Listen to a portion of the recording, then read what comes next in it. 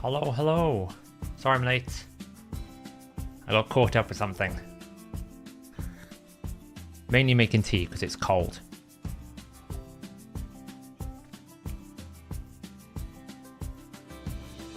Hello. Let's just resize this.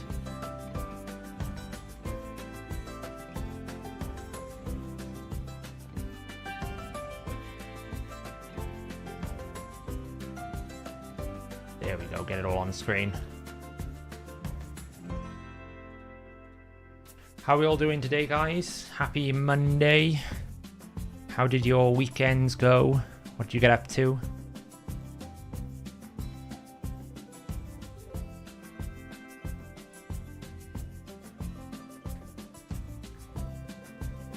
That's hot. I had a pretty productive weekend, if anyone didn't notice. If you haven't seen the latest video on my shard pulls, it was a pretty good weekend.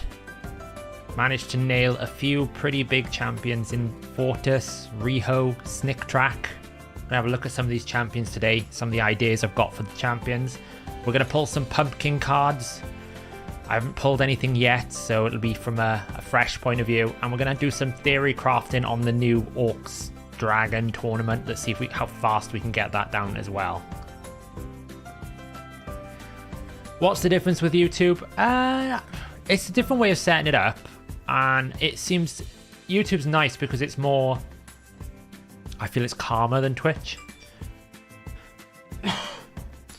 And to be honest, the good thing is if you miss a stream, we always have the VODs up so you can go back and watch it, where Twitch kind of deletes it after a certain period of time. So it's much more about like content you can consume more readily. Obviously, if you want to hang out live and chat and talk, we can. But if you miss a stream, you can always go back and watch it. So it's pretty good. Yeah, less busy. I find YouTube is just a little bit quieter than Twitch, where Twitch has got a lot of things going on all the time, like emotes and all this, where YouTube is much more about chats to me. Much more. Did you see there are pumpkins in the gem shop? I did.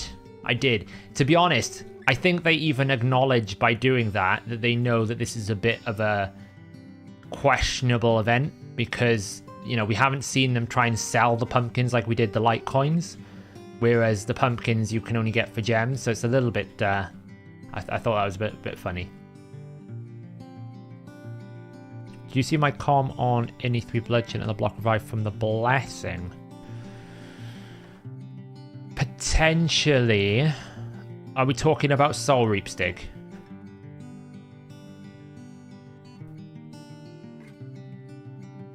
Yeah, it's pretty nice. It becomes a VOD afterwards, so you know it's good for the community, because obviously if nobody is always available to watch every single stream, they can go back and watch it if it's on a topic they're particularly interested in, and it's also pretty good for a for me as a creator as well, because obviously that video will generate audience and traffic for the channel afterwards. Thanks, Johnny. I appreciate it. Welcome to the stream. Yeah, it's not been a good event, has it, this pumpkin thing? You can tell I've ignored it because I haven't done anything.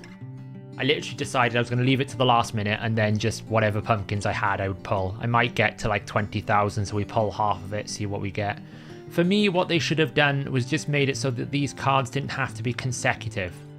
If it was, you know, you pull 3 and you get one of these, great. You know, I can get like 3 of them, awesome. Then it's worth all the investment and time, because, you know, okay, I could get a crap reward like a feast or a barrel, but I could also get a legendary book. So there's still some variance in RNG, but at least I'm guaranteed to get one of these rewards, where what I really dislike about this event is I could pull now 20 and I could get extremely lucky and get 2 of these and get 2 legendary books. Yet someone can pull 40, get no matches and get no legendary books. And that's the first time for me that they've done an event where, you know, pure luck depends on what you get as an outcome, and I think that's a bit dodgy for me.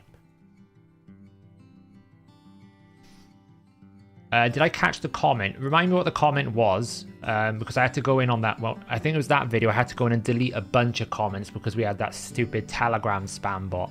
So I may have missed a few comments, which I try to do. I always try to read all the comments, but that one was a particularly stressful day.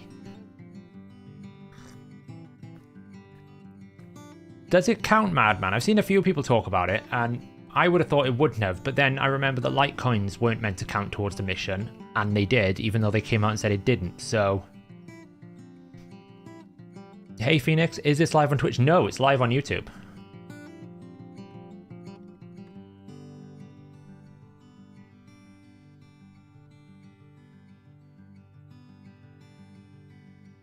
Yeah, Robert, exactly. So you're the type of person I'm talking about, right? So it's great that you get that. I have no criticisms of that. What I have a criticism of is I could pull like 15 cards here and not get a legendary book. Now, of course, when you're doing like shard pulling, it's a kind of the similar thing, but at least with shards, like you're guaranteed at some point to get a champion. It might just take you more shards than someone else, where this has got like a finite amount. I can only pull 40,000 pumpkins, so I could end up doing this entire event and getting nothing and no way to return or catch up. There's no mercy involved. It's just, for me, a complete awful model of an event. If it was literally, as I said, if it was just match 3 of the same type and get a chest, but don't have it consecutive, then it's a much better system, in my opinion. It's really good then. It's fun. It's worth doing, right? Because you still have to go and farm the 40,000 if you want to guarantee you're going to get that chest. But if you get a bit lucky early on and you pull it and you don't need to invest as much, then cool. It's more fun and creative, but the way that they've done it means that you actually lose out, and that's what I don't like about it. There's a very high probability that someone else is going to get a lot better rewards than you for doing basically the same thing, and I don't really like that. Like, they didn't go and do more dungeon divers or more artifact enhancement or anything like that. You spend the same amount of resources, they get something and you don't. That's a bit unfair to me.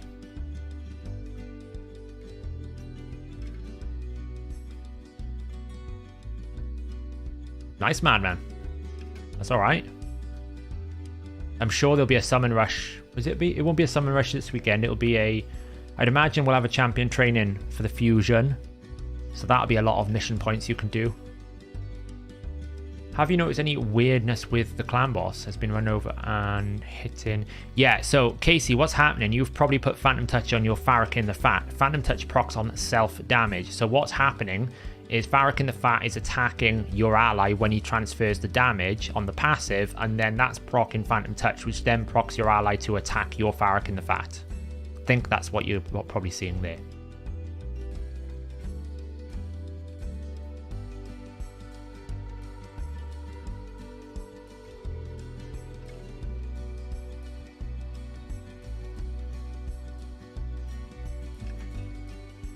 Am I going to make a video on fixed Fortis? Yeah, that's the plan. We're going to have a look at all those champions today. We've got a lot to look through today that I've managed to get from the weekend.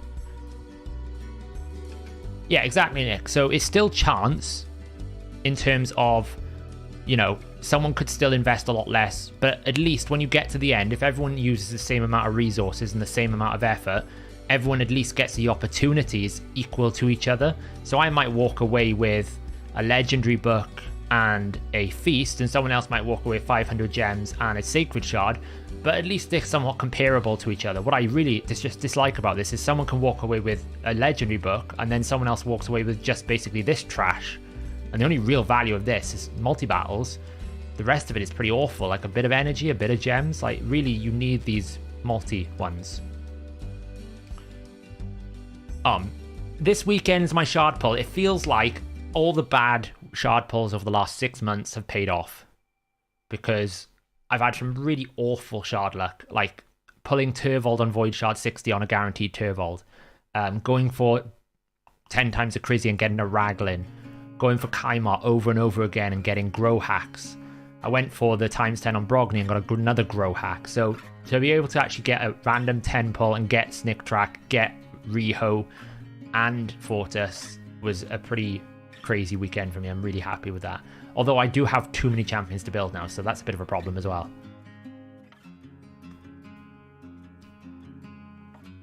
Well, if we think, when's the fusion going to start? So fusion's not going to start till Thursday, right? So you're probably not going to have another event until Thursday now, unless they decide to give us another event, which I don't think they will do. So yeah, you're going to be a bit stuck.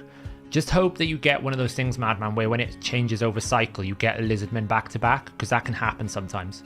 Sometimes you can basically reset the cycle, because it still runs in 2-week cycles, and they change the cycle over, and then you get another one back-to-back.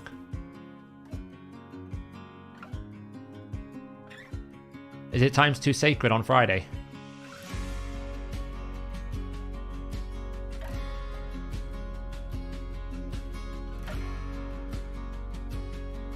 Yeah, the shard pulls disgusted me a little bit as well, to be fair.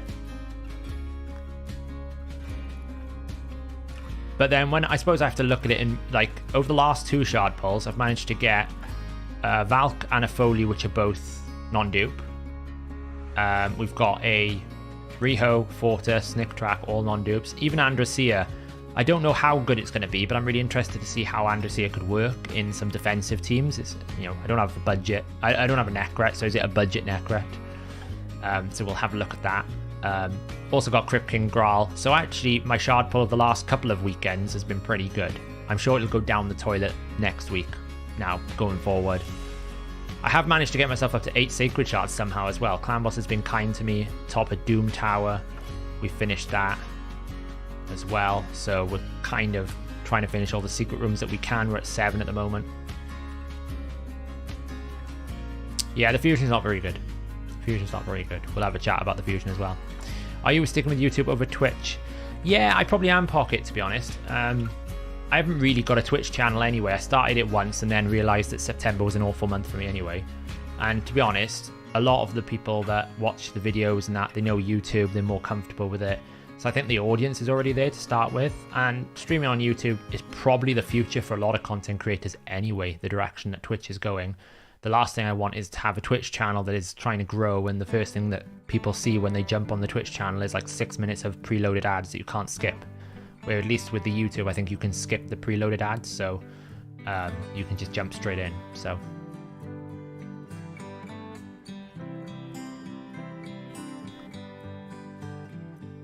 oh, some of the stuff on Twitch these days, Johnny, honestly. I saw one clip and literally it was like a female mankini style thing, and I'm just sitting there thinking, how is this even allowed? Like, you know, you're banning people for saying things offensively or saying anything, and yet you allow that on the channel. I'm just it's bonkers to me, honestly.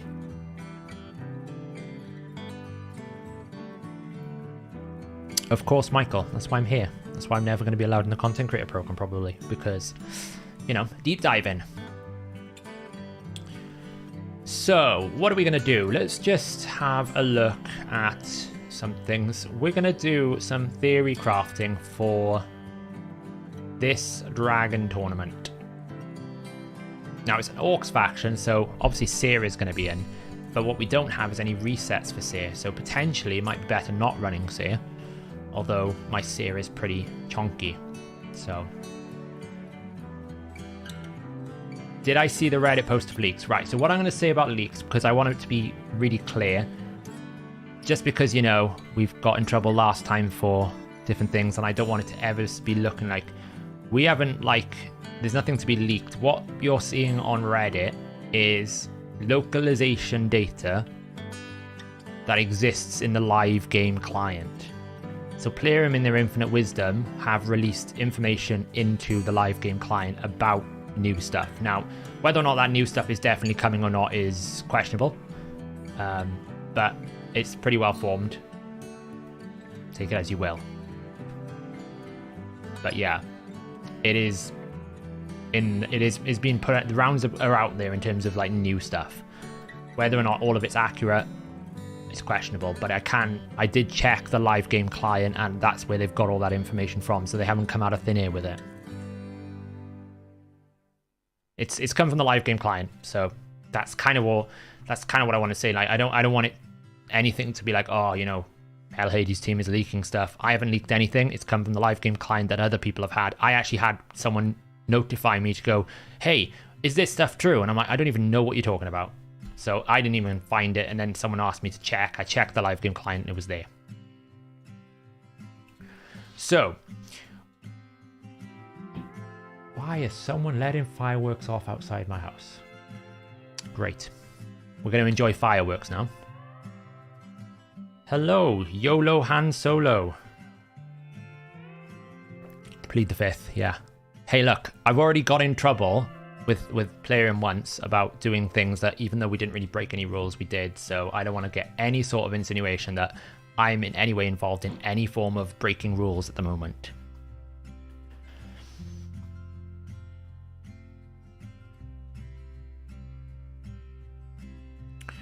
So we've got to do Orcs in Dragon. Now, the key with any time you do this tournament is run stage 16.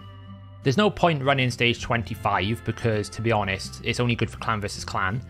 And you're probably going to like waste time and energy trying to do it. I don't think you can really do many good speed farms in Dragon 25 with just Orcs. I mean, it depends. So we've got some options here. We could run Grow Hack for decreased defense and weaken. Kreela's an option. Nogdar is also a good option. The real problem is going to be what are we going to kill the boss with. Now, Leburger is in my faction to pull. And Leburger does have like this cool kind of like poison ability. So you could build her in like super high resistance potentially. She would provide buffs for Seer. And increases the poison. I don't have Danag. First canvas clan, I don't have the energy to run Spider non-stop. Yeah, I'm a bit low on energy this one, but I did buy the Lightning offer so that I could get Fortis, so I've got like 23 legendary books, so that's like 100,000 points there, so I'm pretty okay, I think. Hey Martin, hey Mullet Reaver. Mullet Reaver, if anyone doesn't know, is the #1 aficionado of the Infinity Comp. What are you at now, Mullet Reaver? Like 1.5 billion? Where are you at with that? I know it's high. I know you're working on blessings now, aren't you? There was one on the weekend, Nick. There was like 14, was it 20 void shards and like 4 legendary books for like £45. And to be honest, I needed void shards, so. Does my clan have minimum points? Yeah, this one we have like 280,000, but I always go for 400,000 on personal because I'd want the personal rewards. 1.5 billion. Oh, 5-star on Krisk. That's huge. Massive. Have you thought, Mullet, about faultless defense on your corpulent cadaver? Because I've been wondering if you can actually like really min-max and try and reduce the amount of shield loss on corpulent cadaver towards the latter stages. Obviously he's not going to die, but that's a significant amount of damage loss on like affinity.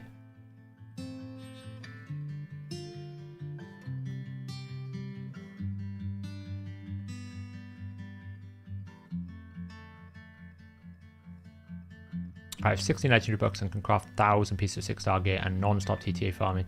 Yeah, I mean, Tag Team Arena is a lot of points as well, right? You should be able to get like 100,000 in Tag Team Arena or 50,000 pretty comfortably.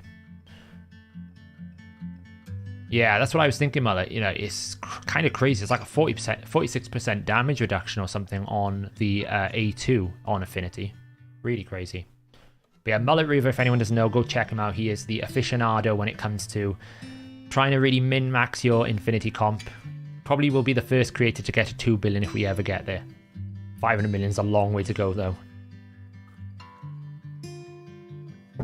Yeah, I got Teela. I don't want to use Teela. We don't talk about Teela. Champion is trash. They even buffed in it. It's still trash. What do you do with this champion? It's utterly useless. Like what? An AoE leech and heal reduction, which requires like 5 books. Wow, that's crazy. Single target HP burn. Wow. Like, what is the point of this champion? Awful. You haven't pulled a single soul for a good champion. Me? I've got loads. Oh, you haven't. Right, got you. Yeah, I mean, I will be honest. I've started getting a trend now of only pulling legendary champions I don't have. And I have a lot of legendary champions. Like, there's not many legendary champions I don't own. Yet I somehow manage to always get the ones that I don't own, which is quite fun. Is Danag worth it? Danag, in terms of damage dealing, this ability, I think it's that one. I think it's that one, yeah. That's on the scale of Fushan A2. So it's pretty good. You know, he decreases this. Which one does he decrease? So he'll decrease the cooldown skill by 2 turns. Fills this champion's turn meter by 30% if he kills someone. So he's not bad. The problem is he's just not going to hit hard enough in like high-end arena. But for normal Gold 5, he's pretty good. he will hit pretty hard. And he will keep himself alive, you know? There's some faction-specific stuff if you can make it work. So he's not terrible at all. Am I planning to do with the discount? Yes, Andresia. Yeah, I need to explore it, Flame.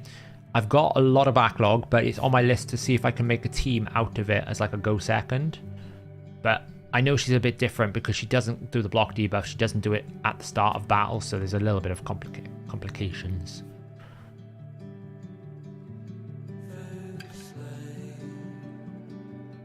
Garog is actually probably surprisingly quite good in the current meta because of this. If you can't get debuffs, then this is actually quite strong. The problem is it's just such a long cooldown. If that was a bit lower, I know this is meant to like reduce it, but I actually think Garog has potential as a damage dealer.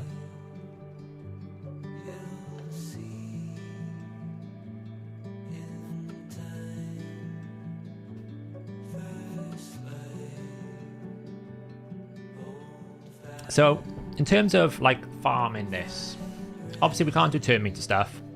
We've got a seer that could do something. We kind of need something to like solo the boss. And there isn't really a great champion for that function. Like we don't really have any max HP that I can see here. So like for stage 25, it's starting to look a bit like, is it really worth pushing stage 25 for clan versus clan points versus just running it at stage 16 really fast? I've got some of these champions built, so let's just go have a look. So like if we do a rough stage 16 here, if I take these champs out and we go faction, let's go for Orcs. Here we go. Where are they? So we can probably go Gomlock, Nogdar. Yeah, solo. I've had 6-star Cantra 3 times now so far. I haven't got anywhere near enough essence, but I've seen it. Yo, Earbad. If anyone doesn't know, Earbad is like the aficionado of free-to-playing. If you ever want to know how to min-max the game, he's the man.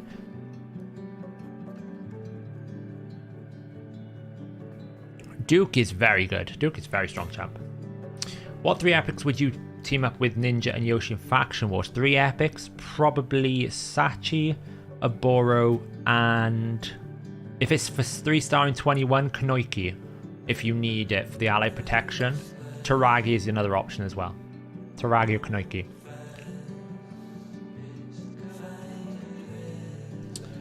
So 2 more options. We could go with that. I don't know if Garog is built. He's alright. He's a bit slow. He's got a lot of damage in there. He's probably missing a few bits. I've no idea if Creela's built. She's not really built. I haven't built my Val yet. That's the problem. I have a lot of champions that need to be built. Let's just try this, see what happens. We'll put that in there. Yeah, Taragi or Knoiki. You need that if you want a 3-star.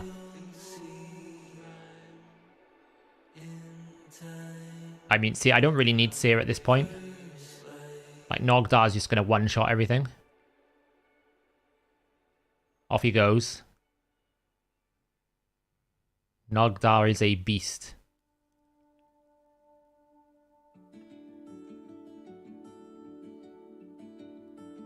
So far, King Garog hasn't even had a turn. He's just, like, paperweight.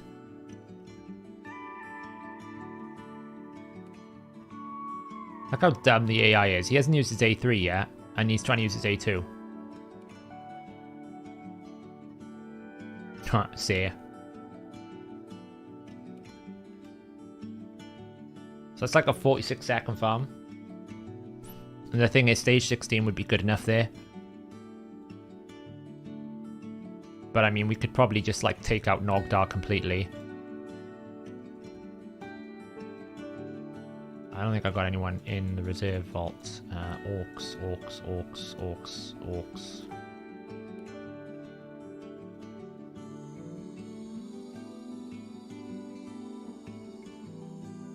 I want to ask about toilet timings, but we'll refrain.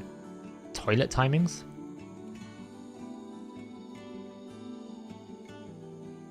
What are we talking about toilet timings? What does that mean?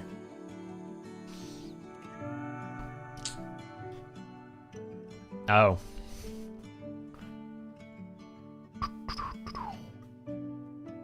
So I feel like if we do a bit of optimization here and make a team.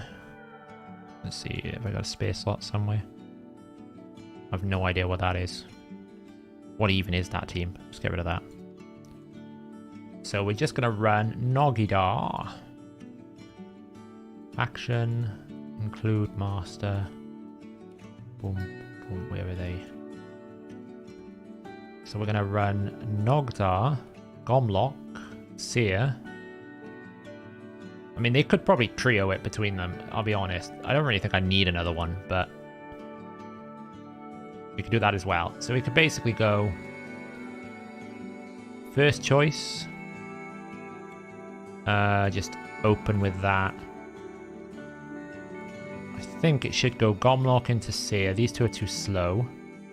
And then wave 2, Gomlock is going to have to like open with that. She's going to open with this. And then Nogdar can kind of go ham. Just never use that ability. Nogdar's dumb. He likes to use last rights when we don't want it. And then the last one, we just kind of go ham. I think that's good. To be honest, we don't even need that.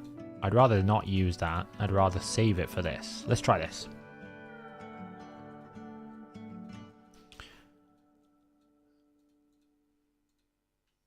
Yeah, I could use Argala for second wave.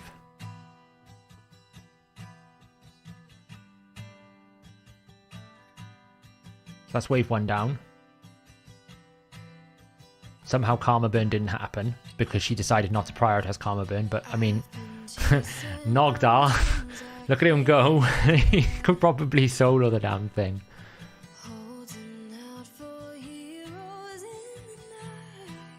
Nogdar is seriously underrated. He's in Frenzy set as well. Not very good Frenzy set, I would say.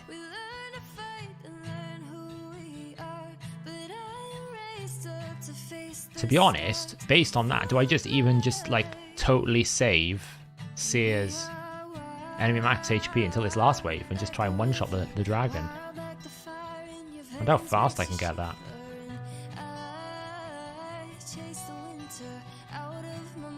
So if we don't use this, don't use that,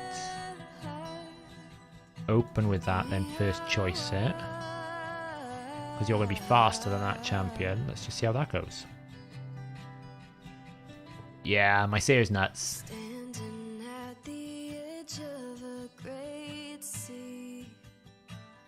Wow, Johnny, I actually think he's pretty good generally. He's very good into Candrathon. You know, he's strong affinity against him. You can't kill him because of that self-revive.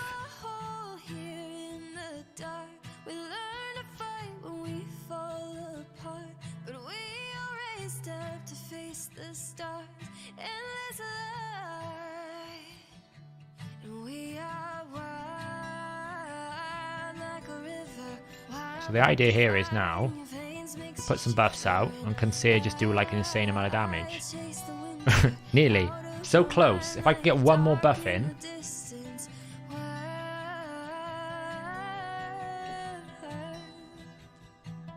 Hey, Wicked. If I can get like one more buff in here. Probably worth it somewhere.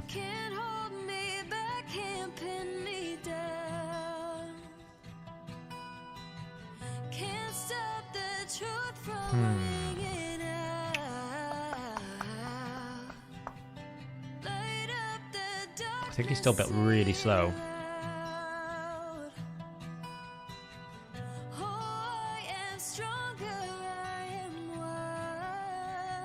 See how that goes.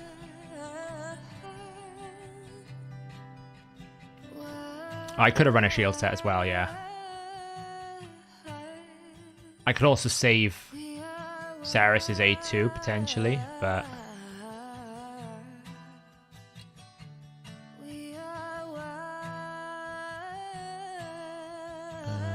can't wait for CvC to book Vizix and one other, Cupidus, Mortu, or Uko. I think Uko no one else will. Hydra unless Cupidus Venus works in Hydra. Hard.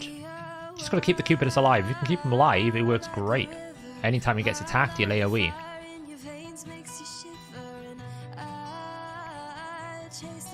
No, she can't one-shot. I'd have to get a lot more buffs.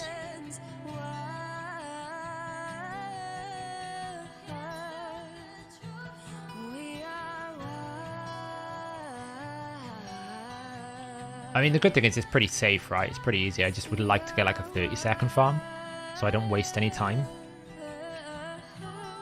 The real issue is a lack of like reset capability. I don't really know if there's no champion here that's got like reset cooldowns.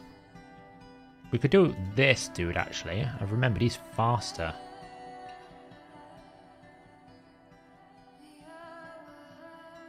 If we save your ability here. Open with this ability instead.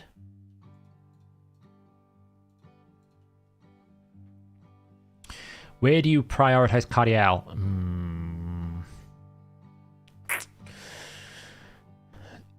Well, as a mid-game, Ultra Nightmare Clan boss should be a priority. Ideally a 2-key minimum, preferably.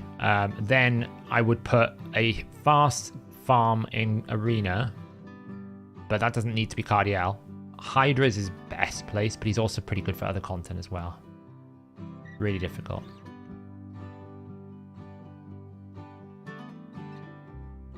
I need to like kill this second wave quicker. Maybe Zargala is the option.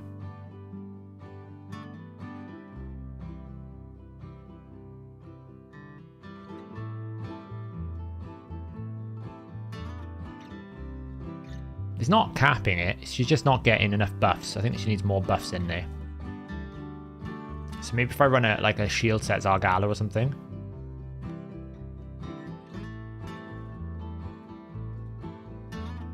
Should have a quick look in here for... Oh, look at that. I've got more forge pass points I didn't need. Let's have a quick look, see if there's anything that I'm missing. Obviously, Val is pretty strong, but he's not built at the moment or booked. Takes a bit to warm up.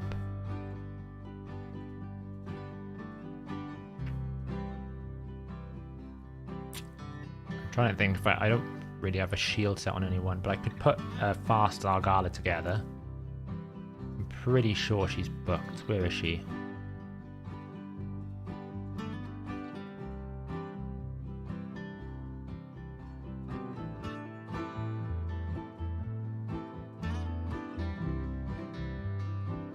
Not even built. Let's throw some shield gear on Zargala.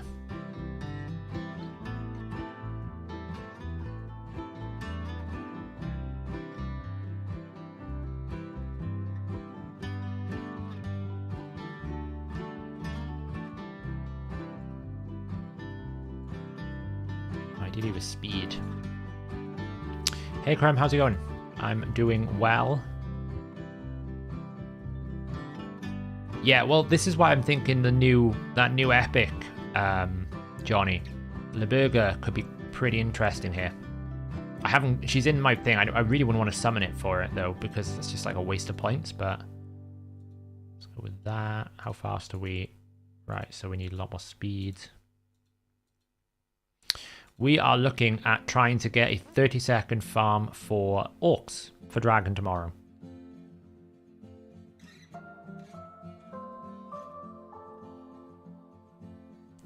Where's my shield set gone? There. 12. That'll do. 215. Boots are okay, that's okay.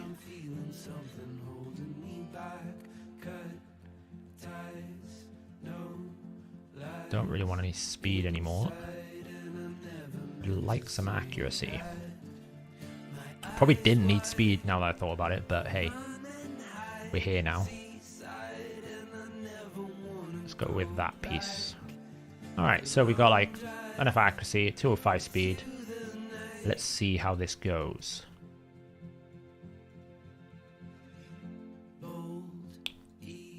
Stage 16. Let's get rid of the old man Yorg.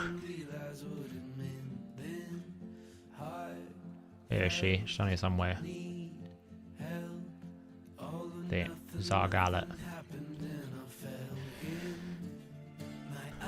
Who the hell is that fiction guy? Wow. So we've got Nogdar's going to go 192. So the first wave, we probably can just one-shot here. I think we got enough to one-shot that with that. Then wave 2, we're going to need to use this. I don't want to use wall welding or that, or that. He's going to do that, and then wave 2, we should be back at it. Let's see what happens.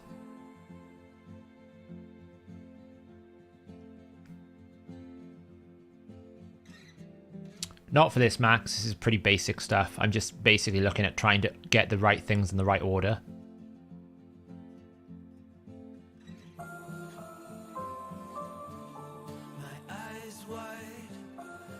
This should one-shot now. Cool. So we're at the boss at 15 seconds. So can we kill this boss in 15 seconds? That's the problem. That's the real challenge here. Didn't have decreased defense out there, which is really awkward. It's a real shame.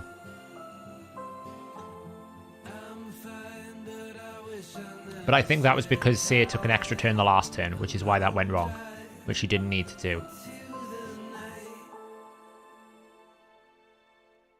Why, Seer? You could have ended that 4 seconds sooner. So a bit of optimization here. We only want you to open but never use it again. I think the rest of it is pretty good. I always want you to use that. I never want you to use that again. Okay, that's good. Let's try this optimization now.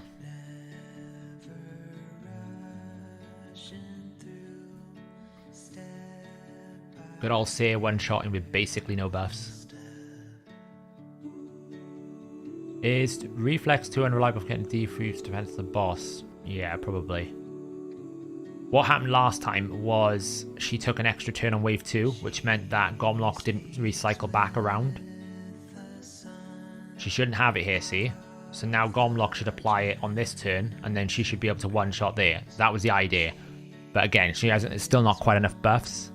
But that's 30 seconds there, pretty much. Yeah, 33 seconds.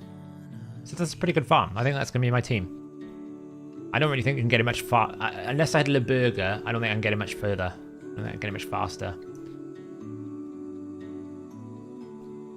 There'll be a bit of RNG here. So if this happens, there's going to be RNG because she's going to do a ability too soon. She's going to do her Karma Burn now on this turn too soon because he hasn't... Gomlock hasn't cycled back around, basically. So it's going to come out here now without decreased defense out. It's alright, though. I can deal with inconsistency. It's not always going to happen. That A1 is not that high a chance.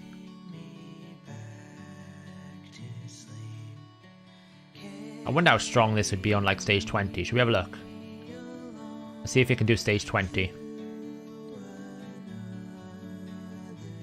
Anyone with weak affinity? Nogdar. It's a bit awkward. We'll find out. Good old 6-star we can see, right? Boop. So dumb.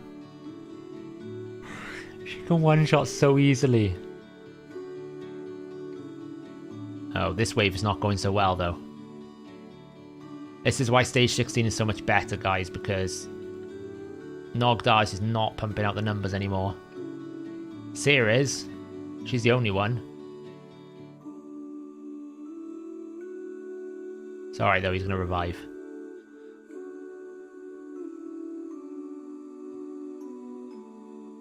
So this is why stage 16 is probably just better to run because it's going to be so much faster.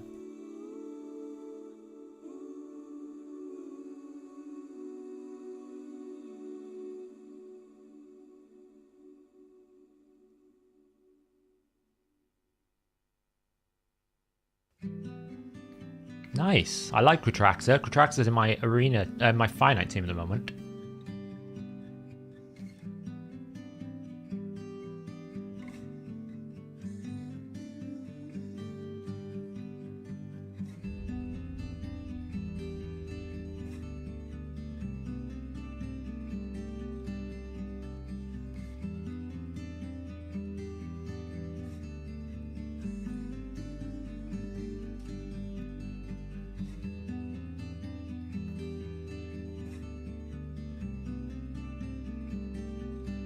Look at that attack.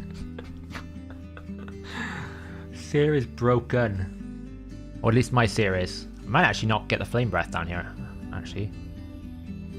Might be a bit borderline. We got one more Seer attack? Oh, we're fine. Seer's going to come in and knock it down. So this is why I'm not running stage 20, because I think LeBurger could do it as a poisoner. But it's just so much faster to run stage 16, and to be honest, the tournament points are about the same. Not too bad. Who's the best reset if you don't have Kaimart Renegade?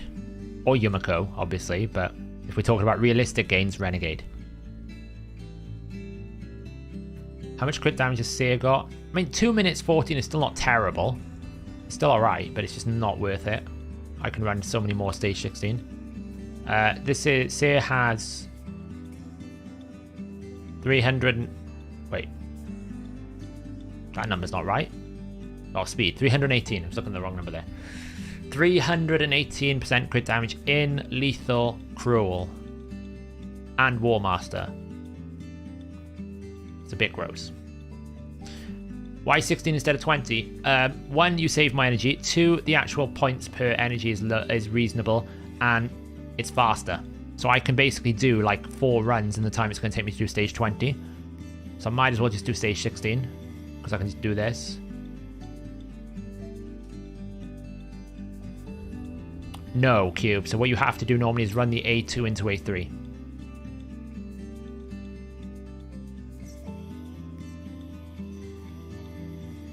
You can tell how powerful Seer is now when she A1s. It's a little bit gross.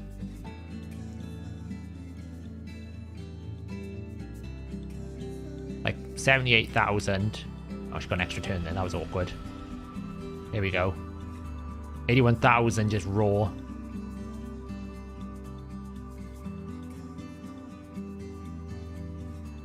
Not for the tournament, because I already all I care about is getting the top of the tournament. If the tournament's actually crap, I'm not going to run it. But they normally put a void shard up there or something, so I did try to look at RSL Helper, but it hasn't actually shown any sort of stats.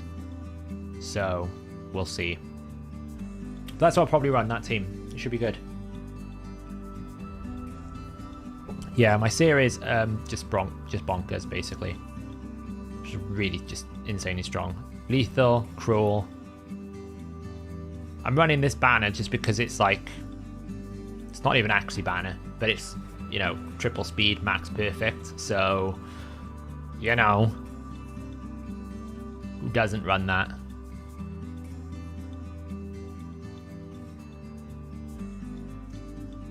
But it is 318% crit damage, 218 speed, 3.5k attack, and we've also got it in War Master, not thing.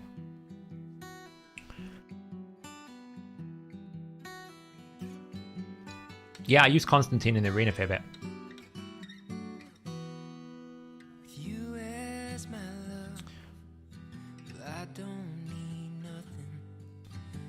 Constantine I use as well. He's in Savage, Lethal, Savage, Cruel. About 200. He's actually not in a very good build because I don't have crit damage gloves on him, but he still hits pretty hard. You know, I could probably take him into like an arena team here, find someone who's reasonably built. That isn't going to freeze me, preferably. I'm low down because I don't bother anymore. Let's just run this with that. Let's run a Sylar.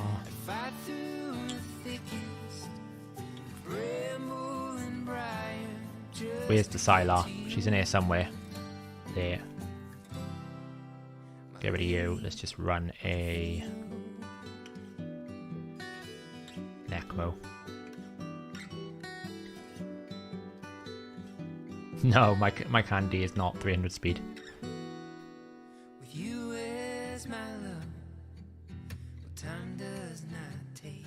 Okay, I didn't want to do that because of that. But anyway,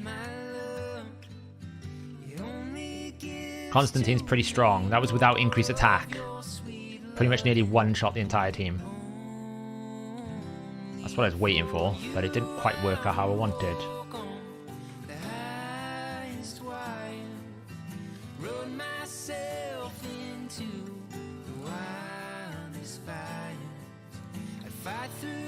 And then we can just do that. But he's really strong. It's hard to find a good team to show it against, but he can pretty much like break through a lot of teams. He's probably like one of the best nukers outside of like a Hefrak or Trunder because of his utility as well to throw debuffs back. A1 is like a Fenax A1.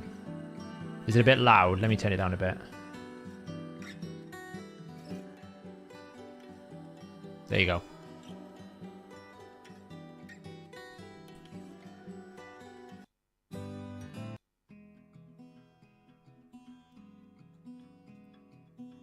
But it's quite hard to find it into good teams. Like if I run it into this and I kind of go, this will be difficult because of the aura.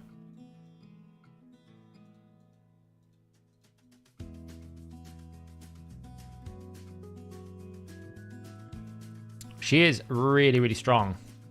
But like, yeah, just. Whew. She's got one of the strongest A3, you know, drop defenses in the game. So basically, without decreased defense, he gets like 10% ignore defense from the leech. He should basically one-shot everything here. Easy. Well worth it.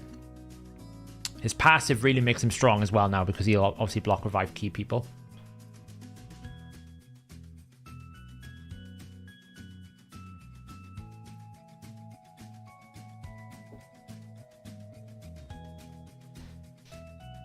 Yeah, so the thing with Constantine that a lot of people don't realize because it's snuck away is this is actually really strong. If you get one of these debuffs out, that's 10% ignore defense on top of like 30% already. It's really quite strong. And he throws debuffs back on this A3 and pretty much resets the cooldown. And he's got a Fenax A1. And this passive now being specific, like 60% of the meta, means that he's really good for killing off the meta. The problem is when you get to like this top end meta, if I look at Plat right now, it's probably not worth using him in any of these because, you know, we're talking... Where are you touching these? Like, these are not even meta, like double sheep. So you're going to, like, struggle to break down the buffs. Triple sheep. You see in the trend, let's just polymorph the crap out of everyone. Look at it all. Polymorph, polymorph. Polymorph. Polymorph, polymorph. Everyone loves a polymorph. So, or it's lightning cage. Oh my god, look at that. 6-star lightning cage. What? Gross. That's why we don't look at Plat. Can Ultimate Gaelic solo farm any stage? I don't think he can, no. Hey Thor. Did you see Fortis passive negating Mortar's block revive sorter? Let's have a look at my very expensive Fortis, who hasn't done anything since I got him. Davy Jones. He looks freaking cool though. Look at his sword. That is so cool. We'll take him for a whirl in a bit now to see what his animations look like. It looks cool. The passive. Prevents this champion's death and keeps him alive on 1 HP when hit by a fatal hit. Then removes all buffs and debuffs from this champion. After preventing this champion, that fully heals him and depletes their full turn meter. Then has a chance. No, the problem is because he hits twice, right? So the first hit kills him. The second hit then just kills him, right? That's probably what's going to happen. I think. It depends if that accounts for both hits. If it counts for both hits, it's fine. The problem is the penalty. The penalty for this is really high. Because you lose all of your turn meter, all of your buffs, and you're put to sleep. So you're kind of stuck. You can remove that sleep, by the way. So that's like an interesting thing. But the problem is your turn meter is already like dropped. So it could account for both hits, yeah. So it could be a counter to that. The problem is then you got to get back up. The good thing about Fortis is if you can get the fears going out, then it will ramp up eventually. It's just a weird kind of design. I think what they've done, they went to this and they were like, oh, well, we'll do 3.5 times defense. But then when they tested it with like 4 fears out, they're like, oh, crap, that's a little bit strong. So let's change it around. And then they went way too far on the other side. So I don't know what they're going to do with this to make him strong. But if they do what I think they might do, which is just turn this back to a, 3.5 times defense times however many fears have been out and around, it could be quite strong. The problem is, there's so few areas where you can get a lot of fears out. If waves are taking that long, then there are problems, and you can't use fear on a boss. Like, there's nothing in this kit that goes, if you attack a boss, you do something different, which it should do, right? It should go, if it's attack, a bit like the new fusion, if you're attacking a boss, do something different.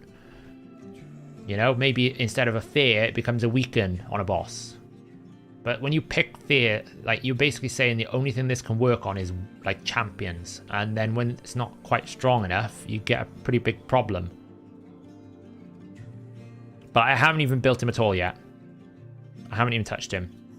Because I've literally just got him and then I've been straight into the thing. This dude I'm more interested in testing. The porcupine looks really good. An actual proper reflect.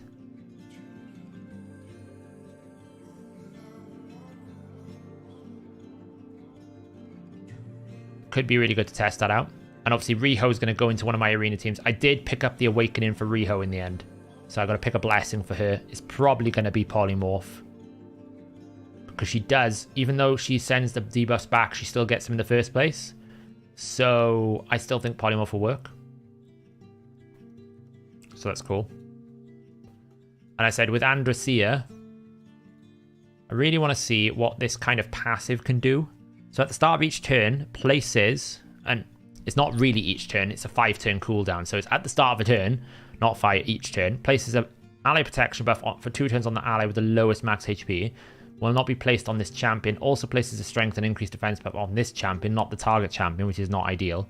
And then she's got like this kind of like 100% chance when booked to decrease all enemy buffs by 2 turns. It's actually quite strong if you can get this to work. Because that is, a buff cleanse. And the nice thing about decreasing duration is it doesn't proc polymorph. Stealing the buff would, removing the buff would, decreasing its duration would not. So, where should you use for Riho? Riho can basically solo anything. Riho could solo current boss, 120, hard, final. She could pretty much solo that boss. Because she has everything you need in the kit. But mostly people use her as like a go second arena. You can't use her in Bommel because she receives the bombs first. She can't send it back, so. Yeah, Snicktrack is, I think, going to be really good. I'm really looking forward to testing him. But yeah, so this is actually potentially really good, this. And then obviously we have a single target stun. Which, I don't really know what, has 75% of placing something for 1 turn if the target does not have any active buffs. And it has a chance of placing it for 2 turns if they have an active buff. So you've got to hope that it does not block debuffs. It's a bit rubbish. The rest of the kit is a bit rubbish. But if she does get a turn, she protects the person. So I don't know. Potentially could be quite good. I'm just a bit, I don't know. It's like, it feels like a budget neck rep, but super budget. Super, super budget. I've also still got to build Ukko. He's pretty much booked. I would like one more book on this. Marinex. I started doing some masteries on her, but we didn't really get far. Her animations look really cool, though. If we put, like, just some speed and crit rate on her for a second. That. Congrats.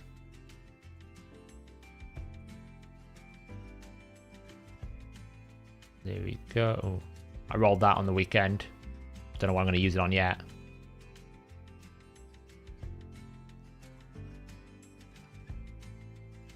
Let's just throw some gear on her, just so we can have a little test.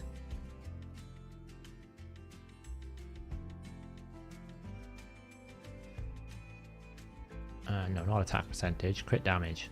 Why you give me attack percentage? There you go.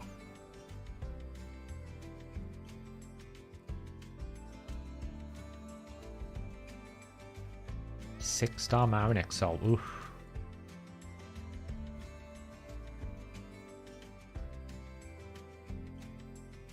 Now this is not how you build champions, but I'm just eyeballing it. See what I can do. Do that, and then can we get a crit rate? Do I have a crit rate set here? Yeah, look at that. Perfection. We said I can't build champions properly. Overcap the crit rate a little bit. A little bit.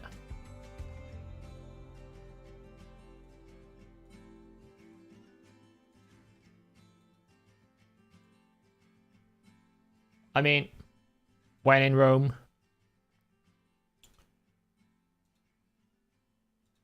I need to take some crit rate off, it's fine.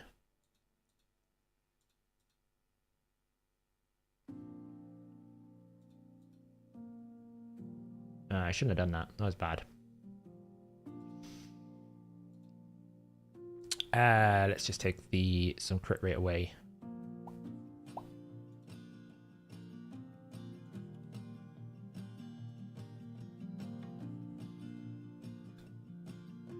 We just want crit damage and speed. How much can I afford to lose? 13%. Oh, perfect. Oh, there we go. Success. Random build. Not really awakened. Let's just send her up a bit.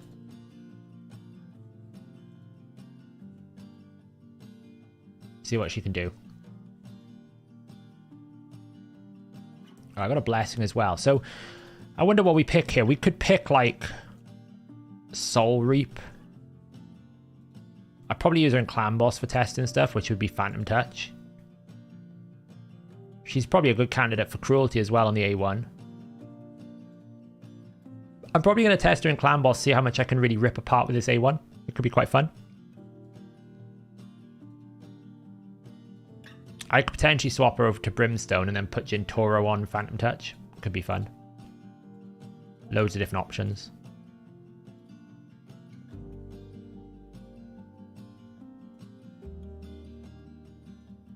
Let's take her for a whirl, shall we? Let's see what my level 31 partially geared champion can do. Let's pick on this.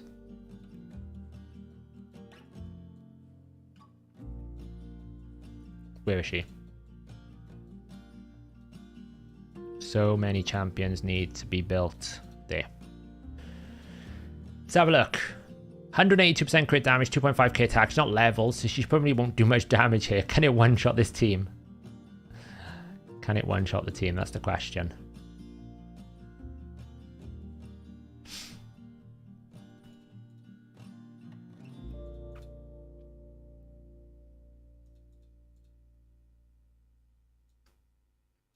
Boom. We one-shot the team. Who said Gold Arena was hard?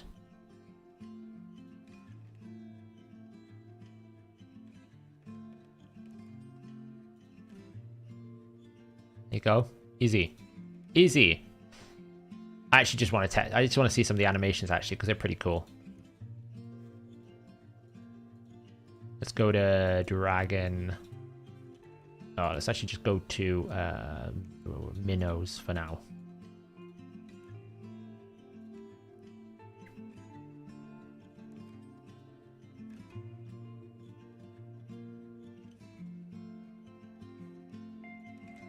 Fear. Let's see what she can do. Like, this animation is cool. I really like this animation. Like, eyes, like, kind of like spurting crap out. It's really cool, right?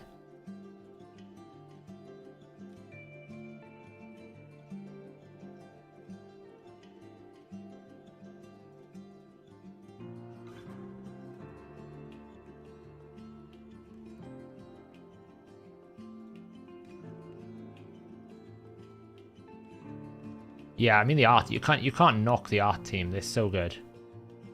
And if we hit this, oh, we didn't get the double hit. That's a shame.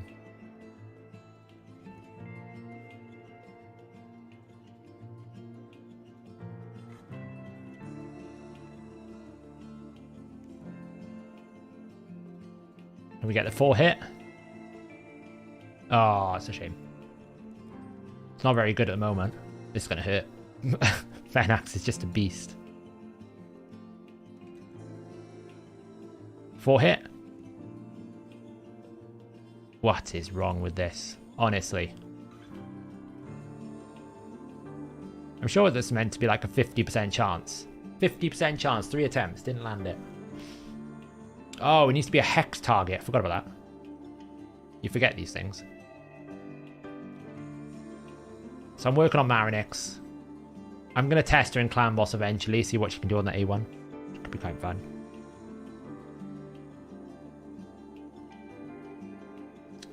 What I would say about Fortis, though, he does do some insane...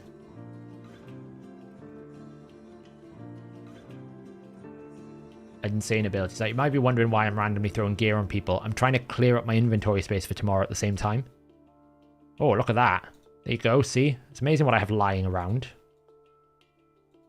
Do you see the bug where she'll do her extra hits against a dead target? I did not. I've not had a chance to play with it much. It's on my list. It's on my very long, extensive list of things I need to do in this game.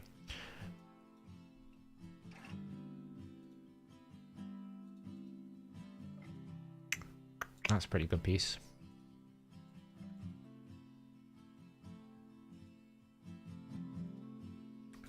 Crit damage. Crit rate. What have we got? We got a bolster.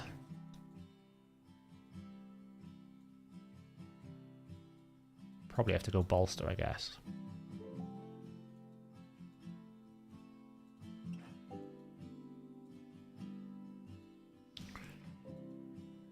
Yeah, so like this is the same argument, Johnny, that people have with Nobel, right? People say Nobel is terrible, but you pair a salad with Nobel, and between them, they'll keep turn meters down like crazy. Like, it's insanely strong. It's just on his own, he's rubbish. You just need a little bit more with him. Now, the biggest problem I have is I have a serious lack of pretty good crit damage or crit rate gloves. Look at that, just chilling away on my... What is wrong with me? Why has my unused uncommon got that just on it? Why? Why?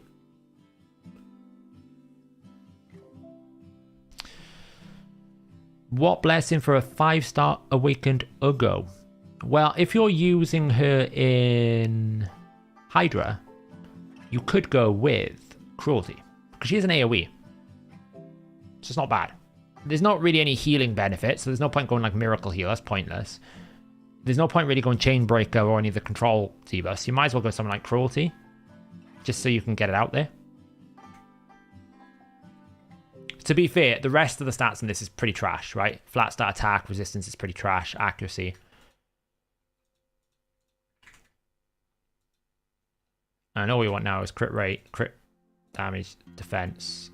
Preferably on some sets. I guess we're not going Savage Cruel on this guy at the moment for just this build. That's pretty good. We'll go with that. There's the speed. We'll probably end up rebuilding him for content later on anyway. Helmet.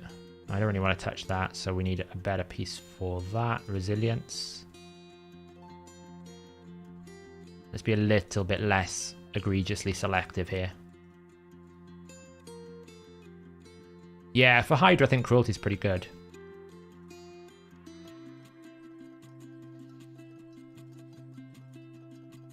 Hey, look what else I've just got chilling in my vault.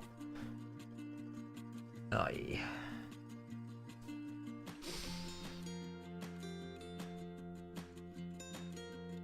You can actually have that piece.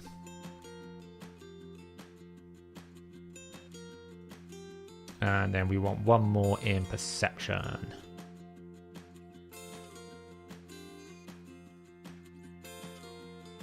$86, how much do I need?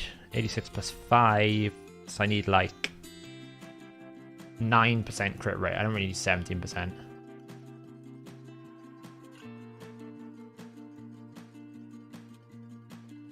Oh, don't do this to me. It's either like all or nothing.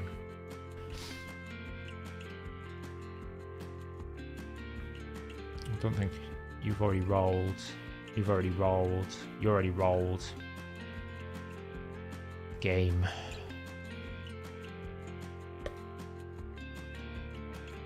Oddly enough, we don't take that. Oh, yeah, so it is.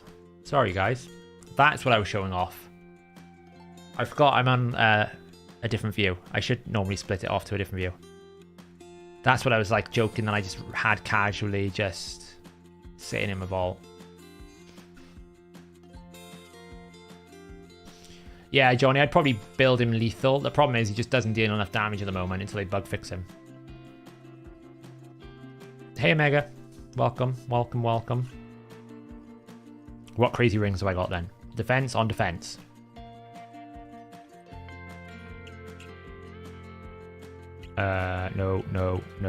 No. Potentially that could be good. There we go. I just love it when things roll your way.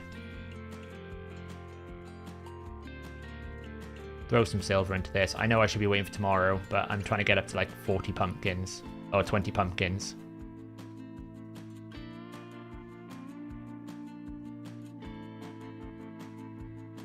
Where is our dear old Fortis? Let's just give him a little bit of an ascension.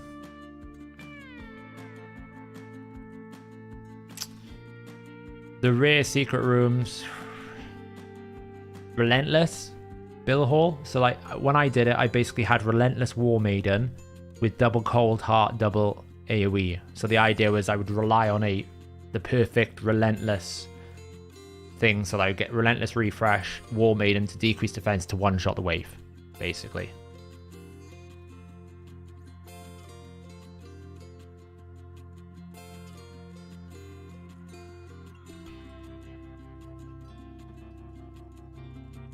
Store little points in him, not too many. Cat, do you mind not destroying the setup?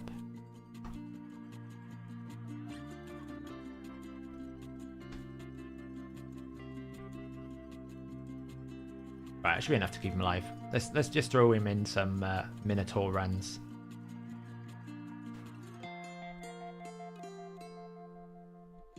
Judge is very good. Judge in general is a very good rare, believe it or not. It's just that he's a bit like Cantra. You kind of RNG in the passive. It's really frustrating. Where is he?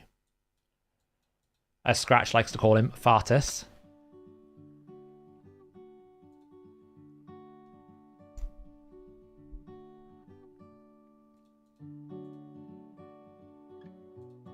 Just kill these two waves.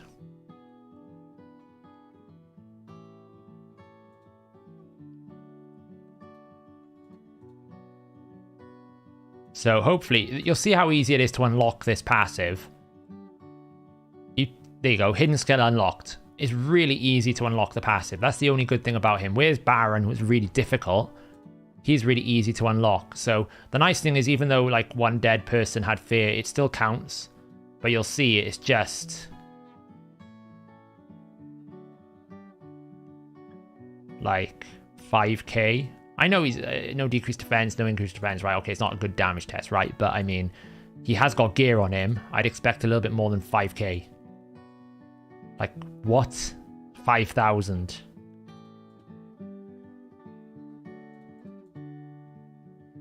The sword's great. There we go. Phase out. I don't think that unlocked that time. Now you got this problem like this. 14,000. I'll check his stats after this now.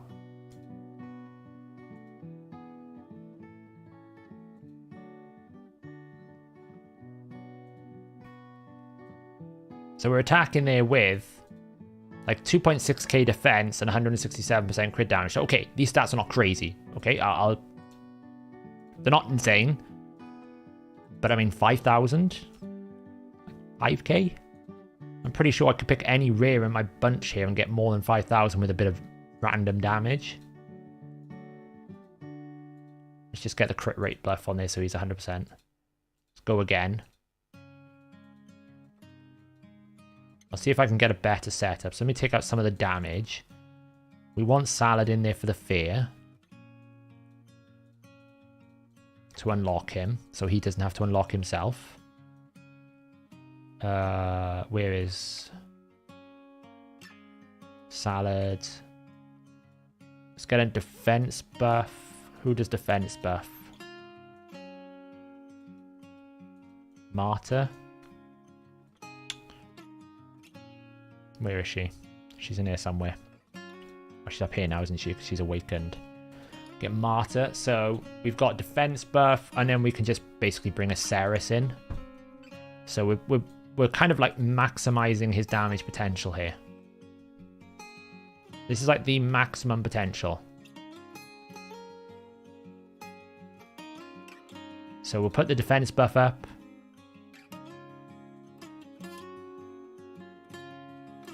Hidden skill unlocked. See, it's pretty easy to unlock. That's what I do like about it. It's pretty easy to unlock. So now you think, it's like, oh, well, you know, this damage is increased by 10% every time a fear is placed. So we've placed 5 fears. So that should be 50% more damage. Yeah, it's awesome.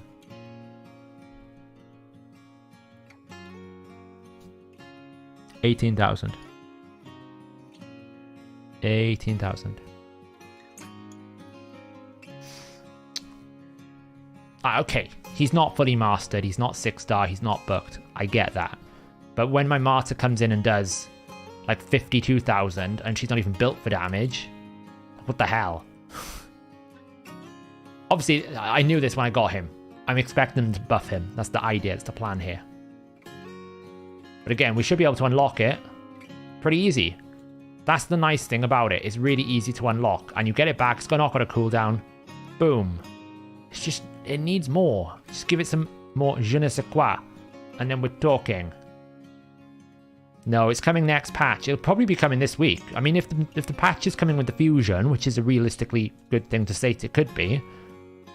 But just to go show you an example, that last hit, we hit 9,000. But he didn't have the defense buff. So you can see how, like, the defense multiplier is so low at the moment. Because you start at, like, 0.35. It resets per round. It wouldn't be so bad if it didn't, like, if it at least carried it over. So you had, like, the fears from each round. So at least you got to, like, 10 fears by the boss. So it's ramped up. But the problem is, as soon as you get to the boss, his damage is gone. So you're, like... And you can't unlock the secret skill on the boss either. So he basically becomes a bot on the boss. So... I don't really know where you would use him in PvE. Obviously, if he's been designed for PvP content, that's fine. Like 35k, his A2 is a reasonable nuke.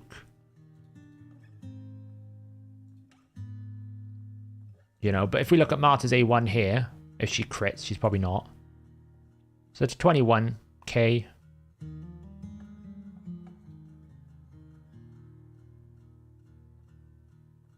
It doesn't carry over, Johnny. It resets every round, I'm pretty sure.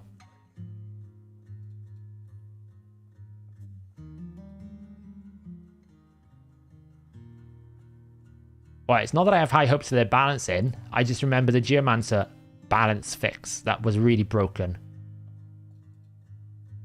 That's what I have high hopes for, that they'll balance him incorrectly.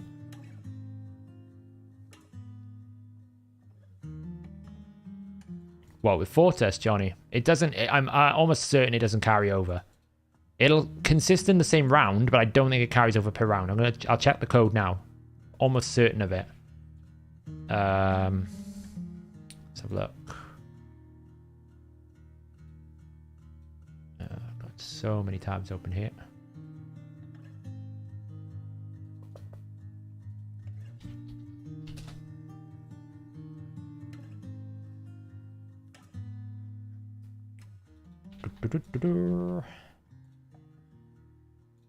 Bear with me, I'm just going to check the game code now.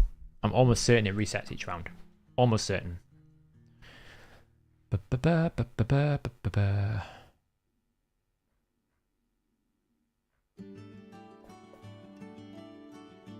Yeah, so persist through rounds is set at 0. So it doesn't carry over.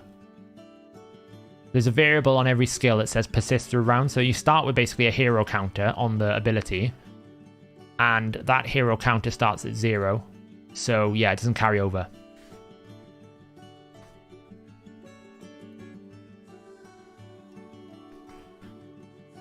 I mean, yeah, he's going to hit pretty hard in Savage Lethal full build, right? Like, how much stats did he have? He's still going to hit reasonably hard. What we're comparing it to is other champions of that like. I could probably run Ragash and he'll probably do the same thing, right? Put Opportunist on him, gets 20%, 12% more damage. Fine, you can scale it up, but just comparatively, he's nowhere near the damage he needs to be. Was that on wave 1, right? 50k on wave 1.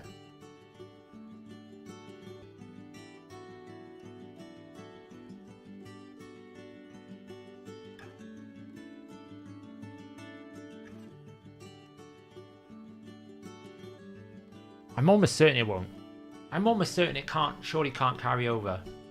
The way to test it here is basically, if we run this again, we can test it here a little bit. So if we just basically go like this. Oh, damn it, I messed that up. It's fine. We'll have to test it one more time.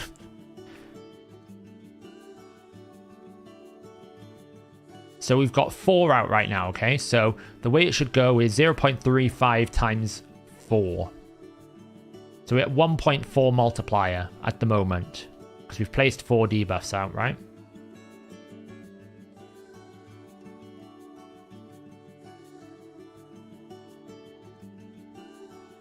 So that does about 4,000 to 8,000 damage.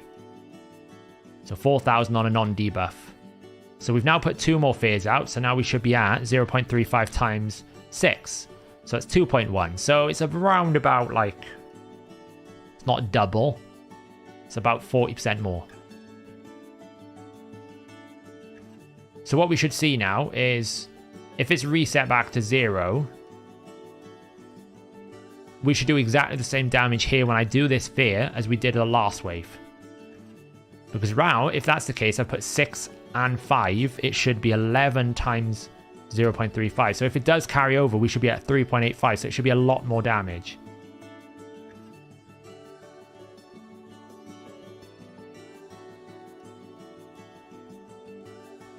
Oh, it was. So maybe it carries over.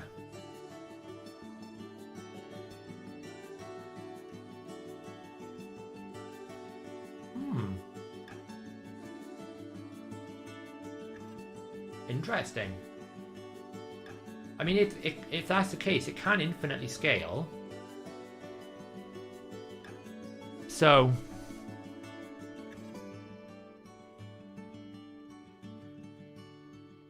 based on that, yeah, I mean that. So this is the thing. Like when you read the game code, it's a bit awkward because it clearly states in the game code it doesn't stack. There's a line that literally says,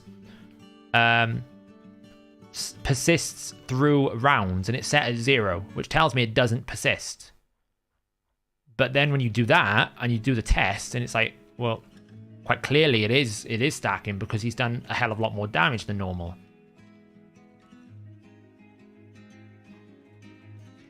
Did we unlock? Oh, we've unlocked it again now. That's quite cool. So we'll be able to test this if we don't kill that target. So again, so it should be at, like, if this is correct, we have got death buff up. So that's something to take into account. That decreased defense is out. So it should be like 40 to 50,000 if this is accurate. Yeah, it seems to stack. So yeah, max. So basically on a single target, the problem is he's been built as if it's a progressive fight. So if we had a boss where you could constantly place fears, he's perfect for that because effectively he has an unlimited multiplier on that A3. So I think what's happened when we've designed this champion, we've gone, well, let's build a champion that is tanky, that can basically fight long fights, you know, fight a lot of rounds.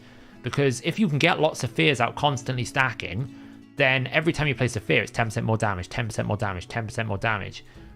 The problem is when you're in arena, you can't really place the fears, so it means you start at such a low level, you just don't do damage.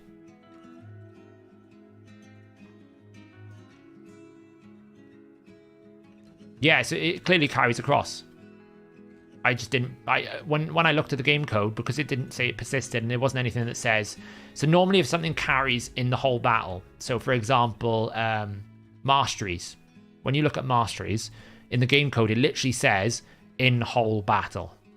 It's been coded in a way that it carries across all the battle. So when I looked at this and I was like, well, it's a hero counter. Typically hero counters, such as Ninja's passive, Val's passive, they all reset each round and they were coded exactly the same way.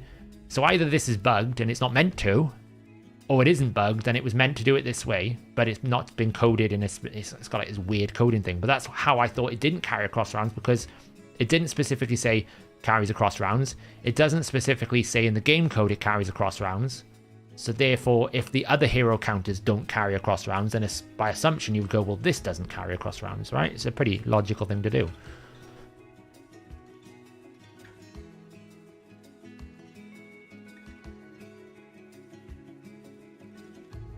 Yeah, Karen, so that I think this is the idea. That was the concept of this champion. In a long fight, because he's defense-based, right? You know, you think, okay, he's defense-based, so we keep him alive. You have this passive, which kind of means you can't kill him instantly, and you just fear, fear, fear, fear, and fear. And this thing will constantly keep activating, constantly keep growing. It starts at 0.35. However, if you place 20 fears, that 0.35 becomes like a 7 times multiplier if you place another fear. So if you think, if we do it in multiples of 4, if you do 4, it's a 1.4. If you do 8, it's now a 2.8.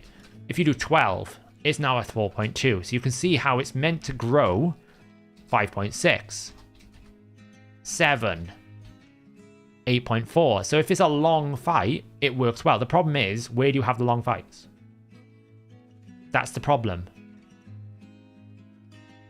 So for Doom Tower waves, you're correct, right? Because it's transferring across, you're guaranteed to get 6, 6, and 6. So by the end, you're on 6. You're guaranteed to get 5. So by the end, you're on 15, which means his multiplier at the final wave is 5.25. That's pretty strong for a defense base. Most defense bases are around 4. He's got a good base defense, not crazy. It's also ignoring 30% targeted defense. It's also got 30% books. So that becomes really strong then. But can you get to 15 fears? That's the problem in Arena. He's clearly designed for Arena because crit rate in Arena battles is 25%. But, like, you're never going to get enough fears out in Arena to make it work. So, and again, like, it would make even more sense if you had it on a boss mode for something different, because then, you know, you could get some crazy numbers in Clan Boss. That would be fun. Or Hydra. Or, you know, some of the Doom Tower bosses. It's almost like an enrage counter for your own champion. The problem is, fear doesn't work on bosses. So he's basically useless for the places where you're going to have long, extended fights. Maybe a new Hydra head. Maybe. Maybe. So actually, that means the change is even more interesting now that you've mentioned that, because maybe they don't realize it carries over waves and they're just going to make this insanely broken. So I haven't 60'd him yet because I've only just got him, and to be honest, I would want to kind of save for some sort of like champion training or something of that nature. But only counts on enemies. You have to place fear on an enemy to get a counter. That's how he works. Where is he? He is here. So we'll probably have crit damage. Probably that. I'll be honest, I'd probably do this. Would I go that, or would I go... Defense base would be better. I don't know where I'd go with those. Probably keep them. Yeah, I have checked. That's actually coded for it. So it basically says the relation target cannot be an ally. So they are actually, that's in the condition. That's how I know that's definitely not working.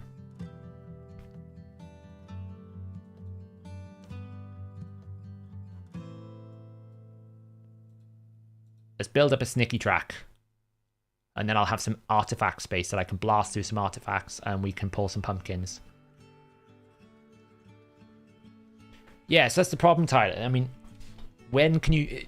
He's been designed for long-form fights, but there's no place where you'd have the ability to have long-form fights to make him viable. And I think that's the complicated bit. Yes, you can clear waves. I think that's really good.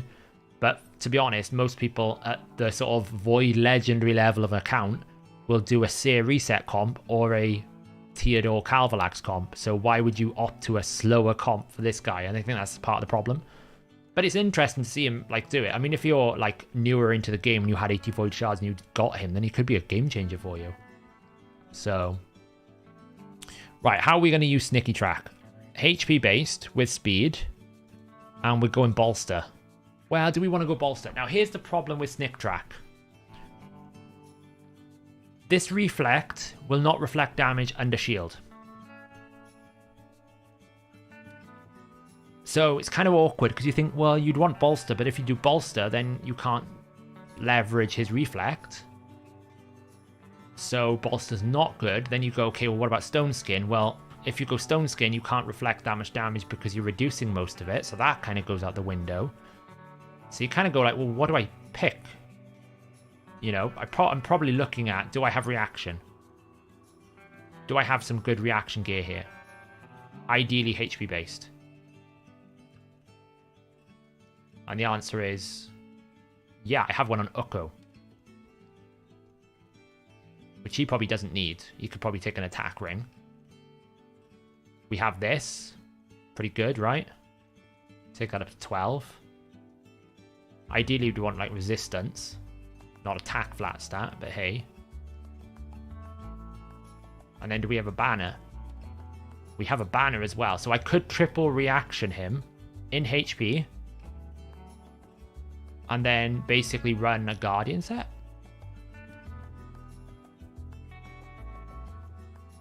Is the reflect really effective? I'm going to show you. It's very effective. In my opinion, I think it makes him viable. Does this passive reflect damage with ally protect if a protected ally is attacked? Does this passive reflect damage with ally protect? If protected. What do you mean by that? So if you've protected an ally with ally protection, and they get hit and they've got the reflect damage buffer, because that's what you apply here, then they will reflect the damage back. It should reflect the portion that the ally takes, because he's going to reflect the 50% back that he takes of ally. I don't really know. We'll find out. I think I know what you're saying. You're basically saying when he protects himself and someone attacks, where does that protection reflection go? So this is less, Scott, this is less about the champion and more about the way reflect damage works. Because reflect damage can only reflect actual HP loss damage, it's a problem because shield is not considered actual HP loss, so you don't actually gain any value when you shield someone. But what I'd probably run is triple reaction. I'll probably will take that ring off of Ukko. Right, we'll run this.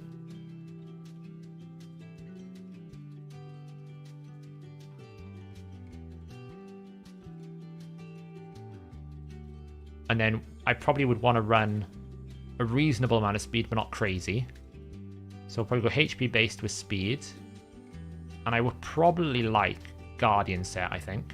So I could go protection. That could be quite fun. For this passive here. Double buff. We could go protection. The shield will always be protected if you get a leech out, so that's not so bad. But protection could be quite cool. Or we could run Guardian for just some more self-healing. But he does have a lot of self-healing already on his A2, so I don't really need Guardian. We could run Stone Skin if we just wanted to make sure that Snicktrack definitely got a turn. It could be a good idea to run like 4 turn Stone Skin instead of 2. You know, like this would be a good build. Protection, I think, is a good chart. I think actually running 4 turn protection, 4 turn Stone Skin could be quite interesting. Why am I keeping that piece? It's awful. Sell. Gross. And then as a 2 piece, we could run Wow, I really have low options, don't I? We could run a speed set. We could run an immortal set to help his healing. We could run perception for better accuracy. We could run 2-piece protection, maybe. I don't know what protection gives on a 2-piece. That would give me 20 res and 15% HP. Or we could just run resilience. Oh, I dislike the fitting room. It's just me. I just dislike it. Well, correct. I'm thinking if I run 4 pieces, only 1 turn, right? So what I need to guarantee is he gets a turn. I have to guarantee he gets a turn. So if I run 4 turns, then it's only a 1-turn stone skin. He gets the guarantee that he gets a turn. Then he's into the normal flow. That's what I'm thinking as a test. It could be utterly awful. But, hey. You never know until you try it, right?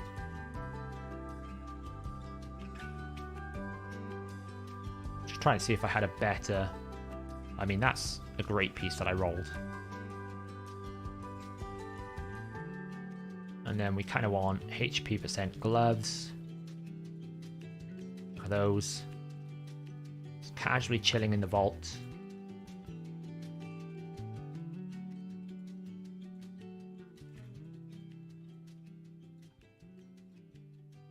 Oop.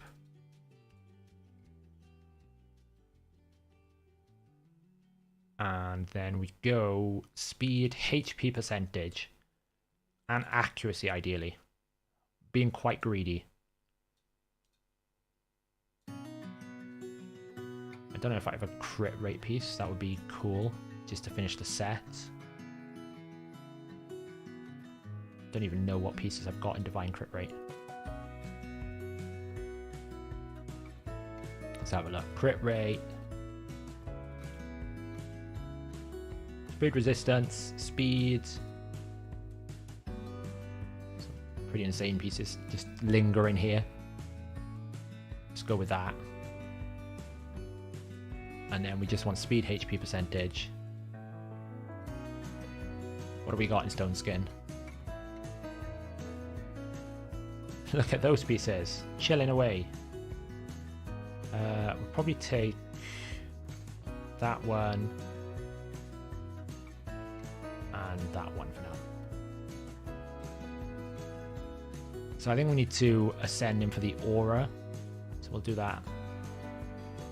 When you're doing clan versus clan, don't forget that ascending to like 4, 5, and 6 is really a lot of points as well. So it's worth saving up. Like I'm going to do a lot of ascending probably over clan versus clan. It'll get me about 20 to 30,000 points.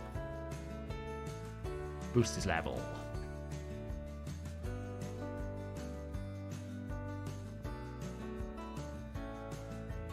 Just to like a little bit.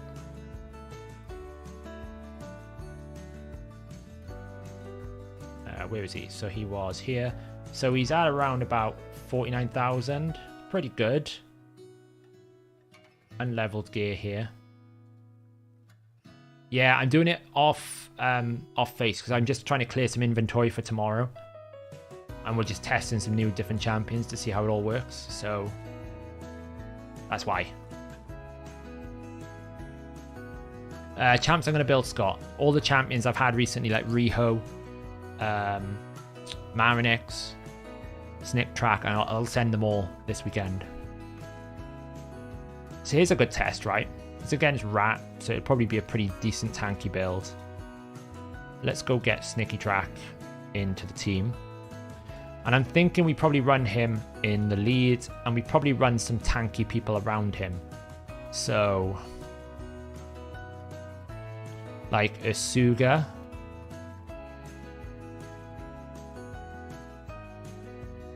Trying to think who's the best setup here. Mortu and I don't know, another HP champion like Kyoku maybe. Let's see how this works. Some random 4 champions put together. It could be terrible.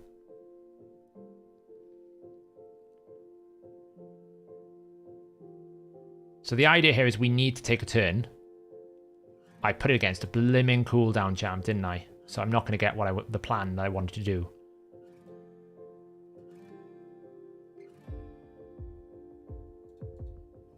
Oh well. Not the plan I wanted here, because he's been cooldowned.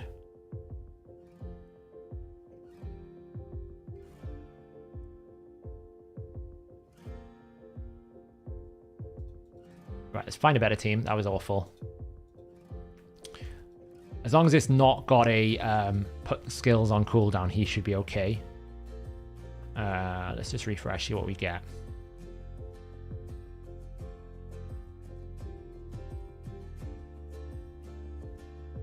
That's a lot of team damage. So hard to find teams to just test things against. This would be interesting to see. Well, the problem is they're not any damage dealers, so that's a fear. This one will do. See what happens.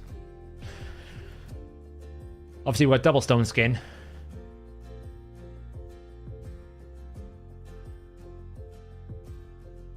So this is the idea now. He's going to hopefully be able to get a turn. Right, well, you can just, I don't know, block, revive, that. Whatever. So he's going to get a turn here. So this is the idea. He gets a turn now. Now Reflect is up. Now we should be able to see the impact of Reflect. That would have been a dead Skull Crown. I've actually got 3 ally protectors here. It's a bit much. Let's see what Hedgie does. Full damage. It's not bad. I don't think he did an awful lot of damage there. I don't think he crit.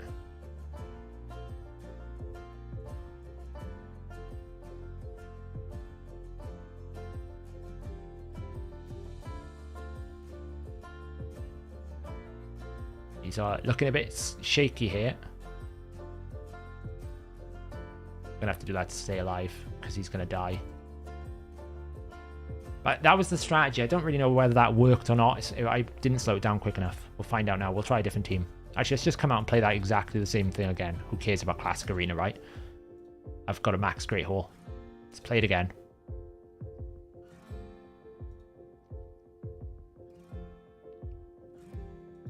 So that's fine. Defense buff. Everyone's going to do their skills.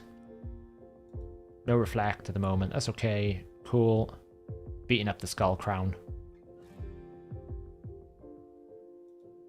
Okay, just, I don't know. Kill the Arbiter, I guess.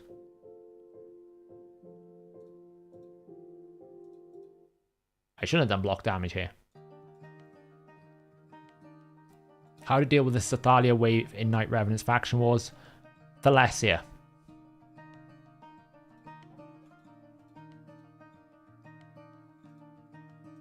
Right, so we're going to put the protection up.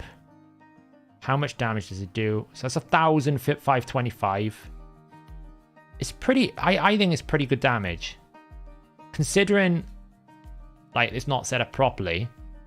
It's not, like, insane damage, but I think it could potentially ramp up. Especially on, like, blender teams, right? You put in with a blender with Vogoth. Like, they're just going to kill themselves.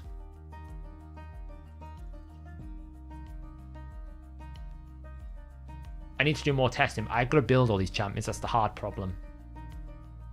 Like, really, what we want to look for is, like, a blender team.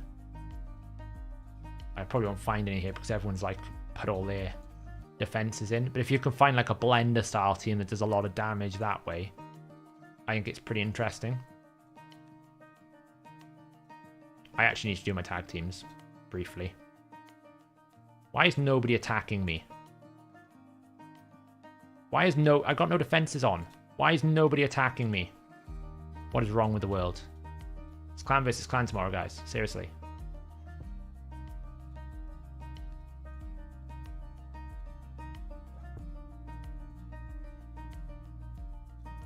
Let me just do my dailies. I forgot to do the dailies again. Just any 5. Okay.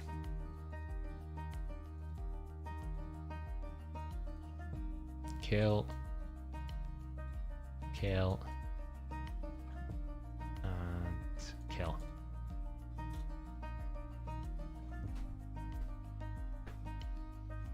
If Night Revenant is open at the moment, I'll show you how to deal with it. I don't know if it is though.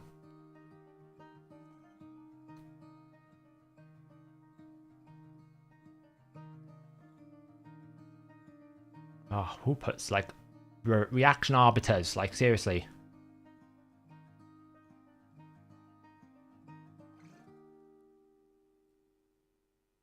Night Revs is today. Okay, I can show you then. Once we get past this atrocious defense that was meant to be really farmable. Like, if you're going to put one-man defenses in 3v3, like, please put, like... This is just annoying me now. Because I'm going to have to manual it just to blimmin' well kill the damn thing.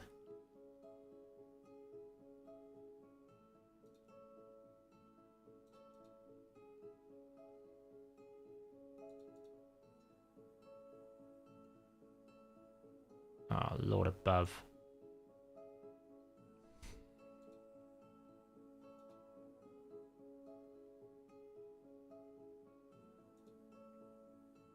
There we go. It's dead.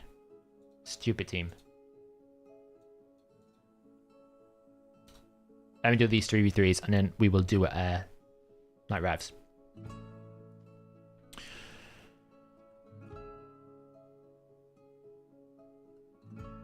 Yeah, I need to test Snicktrack. There's so many different ways. The awkward thing with Snicktrack is just trying to get it passive really in the right space. Once you have it in the right space, I think it's okay.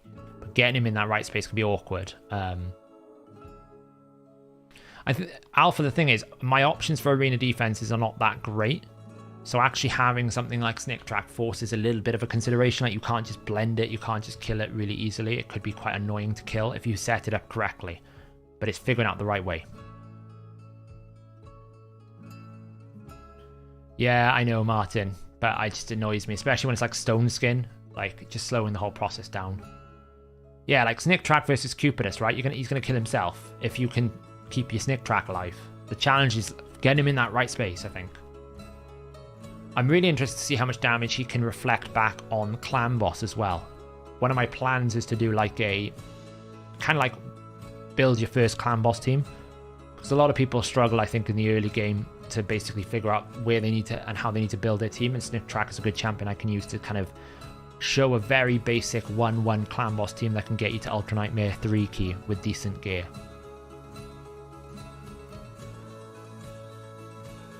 Who, Snicktrack? Because of the AoE decrease, AoE leech and AoE decrease speed, right? Or something like that.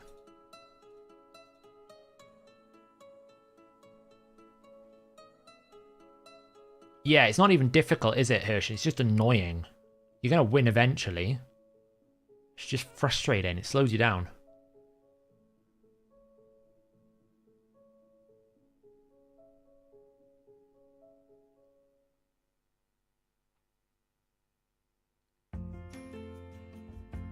Yes, Kieran, that's the problem. That's why I'm saying you need to get him in the right space. You kind of want him to be squishy enough that he takes enough damage to reflect back.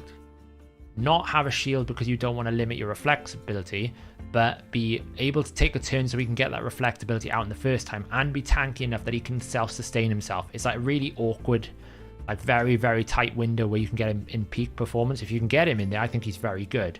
But he's not going to be someone you can just like throw on some stone skin gear and he's going to do a job in arena. I don't think he's that type of champion. So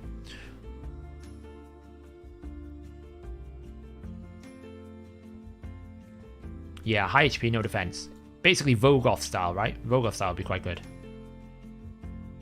But once I got him to level 6, rank 6 and fully ascended, I can put on the reaction gear. I can then probably take away the stone skin because I know he'll probably survive because of the reaction.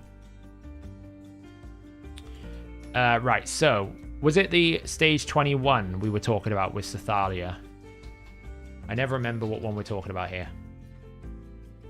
Let me check my stages tool. Faction Wars, Night Revenants, stage 21.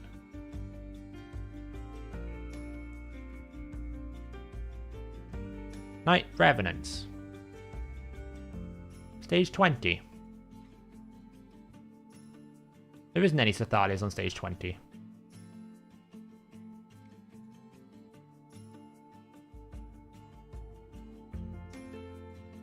Stage 20 is War Mothers, aren't they? Was it 19? Oh, it's 19. 19. So you have a few options here, right? If you've got a Bistophus, very good champion now for it. Delesio was always very good for decreased defense, and you just nuke them out. You could bomb them to sleep. That's an option.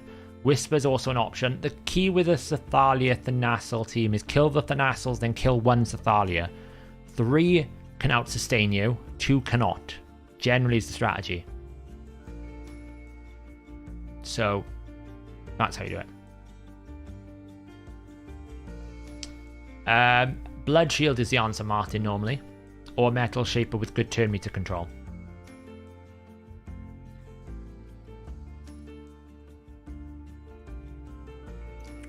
But when it comes to stage 20, this is so easy farm for me. I just run this now.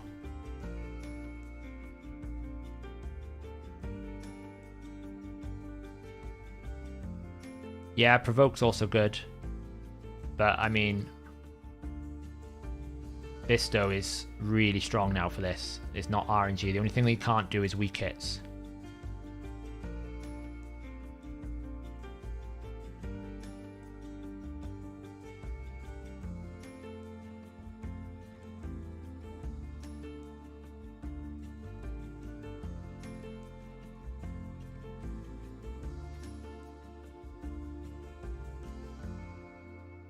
Just grind them down.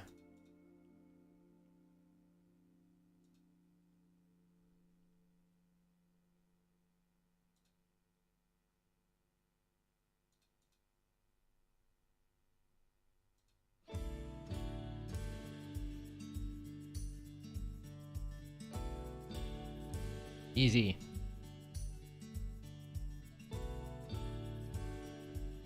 Yeah, Bolster's a good warm-up ability.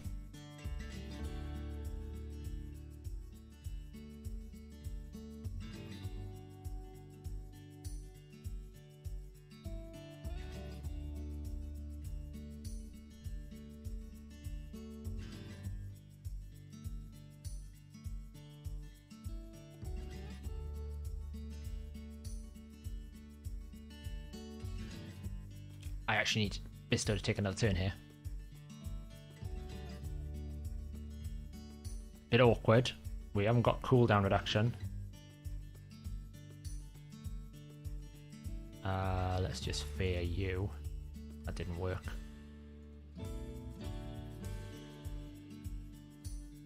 Oh boy.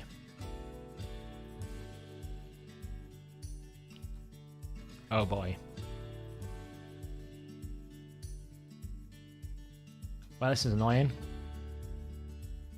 I can't bother to wait for that. Take note, don't kill things too quickly.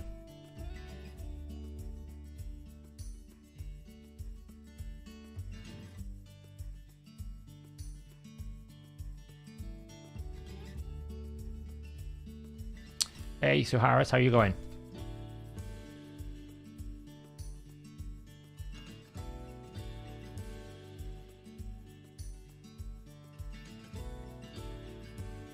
Perfect. We get 2 turns now, right? There's one.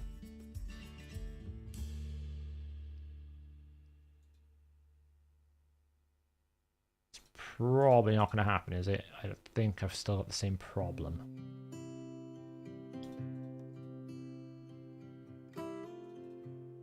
Ugh. Stun. Okay, we got one of them.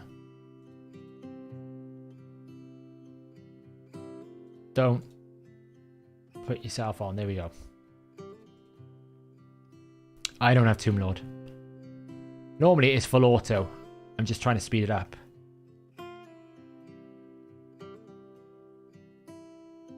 Aye, vey.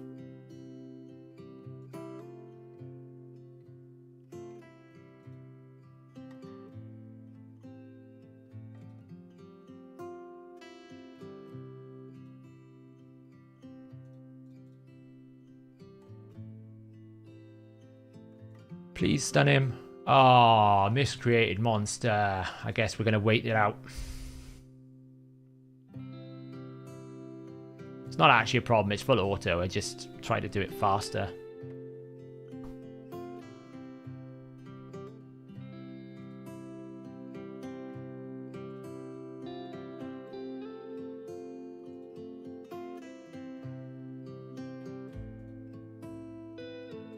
Everyone's just in a queue waiting to die, basically.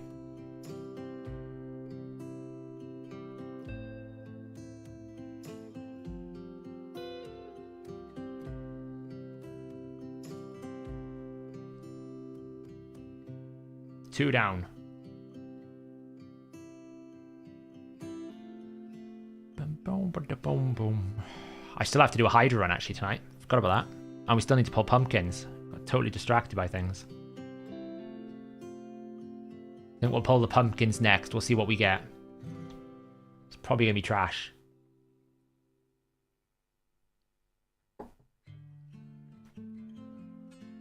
Yeah, I got to do a brutal key. So I actually need to check this rotation because my team that I normally use for brutal isn't torment friendly. We'll just clear out faction wars.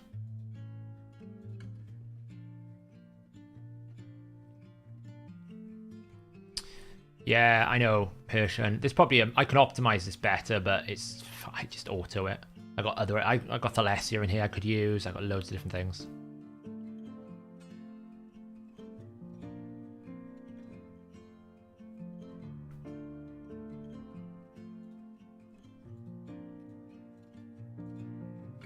Oh wait, I need to kill a boss, I think. What was this other quest? I always forget these are the 5 gem quests. Yeah, defeat 1 faction boss. Nearly. Almost forgot to do that. Do you want to see the fun stuff of Baron? Check this out. Oh, it's not going to matter here because we're going to kill everything. We'll do it at the high level.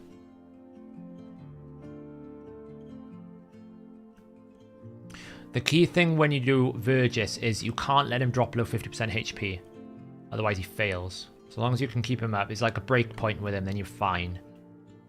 Probably needs a little bit more defense. Maybe a little bit more speed. Make sure you're running the speed masteries as well. I think I got my Vergis here. I think he can do it. I'll see if I can find the gear on him. Show you.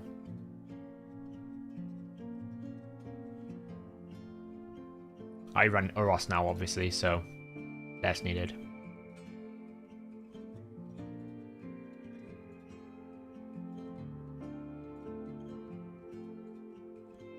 Masteries are very important.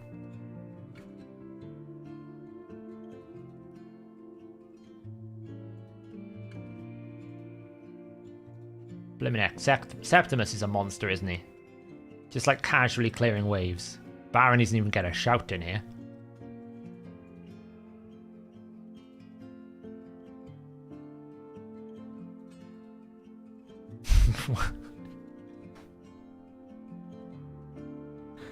You just one-shot the wave with no increased attack, no decreased defense, and the only champion enemy that survived was the one that had increased defense, and he just like, oh yeah, you're done.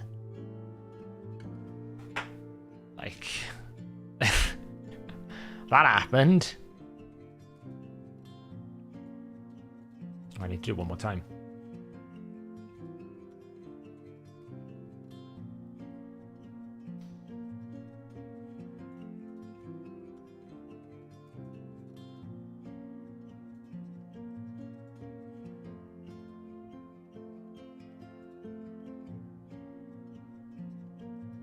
Baron, he's so strong.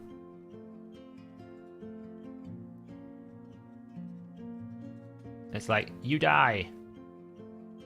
Okay, well, didn't quite die that time. Oh, we might actually have to take a turn. That's the other interesting thing. I'm interested to see what Black Knight's damage is going to be like by the end of the buff as well, because that's this week, I think, if the patch comes out. Plonk. Oh, Septimus almost died. Doesn't matter. Yeah, initially I was quite disappointed with the Baron change, and then when I actually did the numbers, I was like, it's quite insane. Black Knight is actually one of the best provokers. I use him a lot for like provoke, like magma. Right, that's cool. The other thing we need to do, because it's clan versus clan, we go in the gem shop. We buy up tag team refills. Queue them up. There they all are, ready to go for tomorrow. Right then, let's flip some cards. What do we think we're going to get? Is there any strategy to this card flipping nonsense?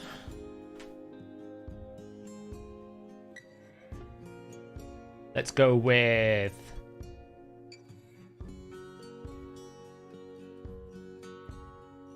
mid-level account. Is the pack with the Lego and Epic books worth more or the mini-mix 2 times? For a mid-game account, I've never felt the need to buy books, I'll be honest. I've never felt the need. This mini-mix pack for an all-rounder is very good. For me, this pack is pretty bad because I don't need the tokens anymore because I've maxed my Great Hall. So, and I don't need the XP boost because I'm pretty sure I've got like a month's, like a week's worth of XP boosts. So I don't need that.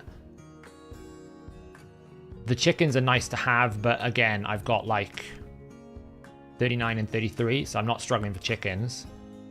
So when you're looking at that, for me, for my level of account, it's not so good. Demon Lord keys are pointless, but for an all-round account, you can't get much value than this pack for a mid-game account. You get brews, tokens for these. This is Great Hall tokens. 20 refills, right? If you think about it, if you can get to yourself to 95% win rate in arena, you're gonna get, what is it, like 4 medals per win? So you got 20 tokens, that's like 200 battles.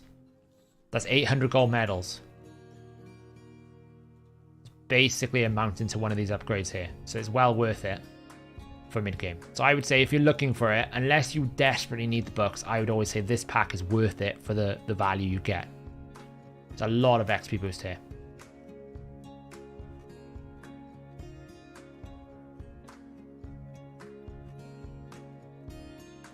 Right then, let's flip them. We're going to go in a... We're going to start in the middle, and then we're going to point it out. So we're going to go here. 5 core hammer. Oh, shit, a brick. How about here? Oh, 2. Are we going to get it? Yes! What do we get?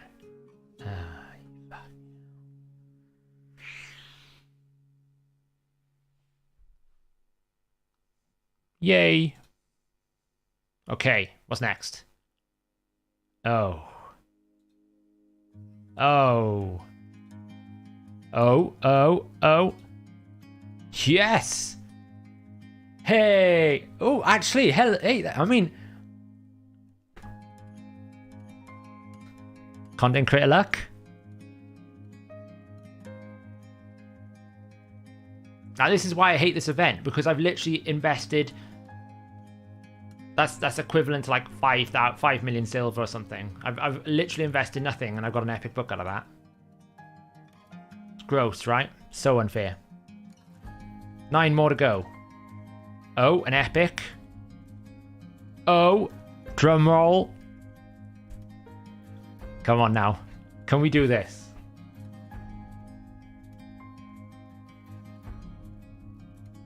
I don't know if we can.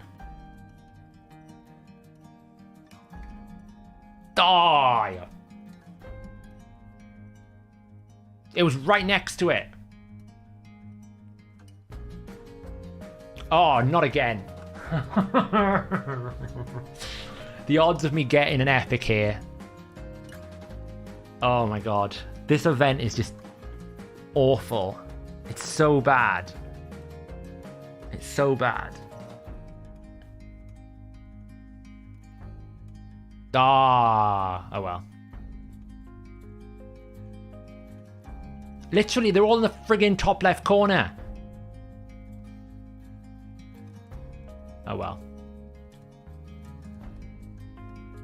All in the friggin' top left corner. If I just stuck in the top left corner, I would have got like nearly 2.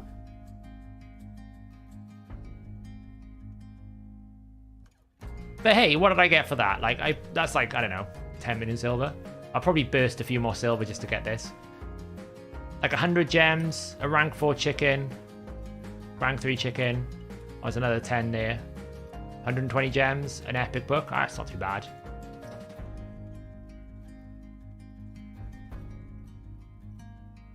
All in the top right, apparently.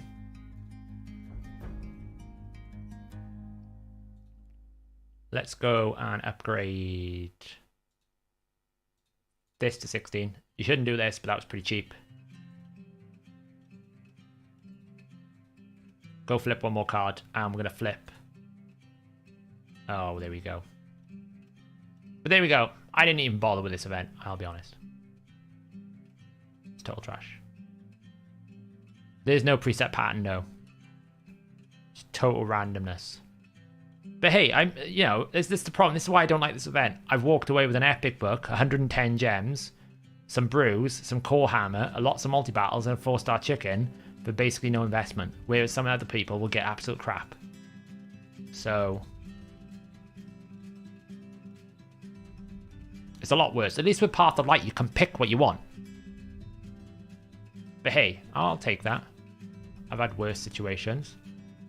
Hopefully these will carry over, right? They should do. That'll go suit me for tomorrow. Right then, let's do some Hydra. Got to kill this off. 30 million. What are we going to run? Nekmothar. Where is he? The big bad boy. Probably going to run Ninja.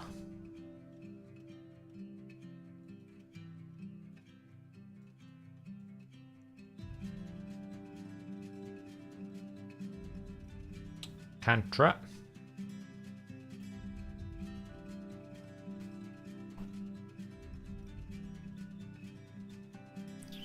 Now the problem with my team normally, so the team I would normally run here is this. Then I would run Ugo. Where is she? She's down here somewhere. There. And then I'd run Godseeker, right? This is a team I would normally run. Now the problem with this team is it does not resolve the fear.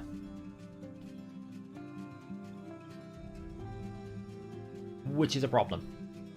Now I did manage to 1-key this last rotation without fear, without a Shamael. I could run a Shamael. I've got a Shamael I could run.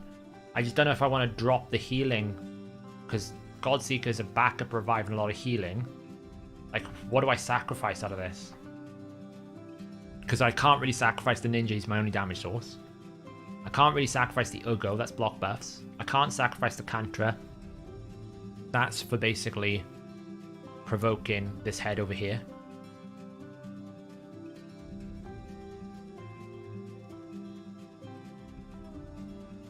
I could just try running it. Let's see.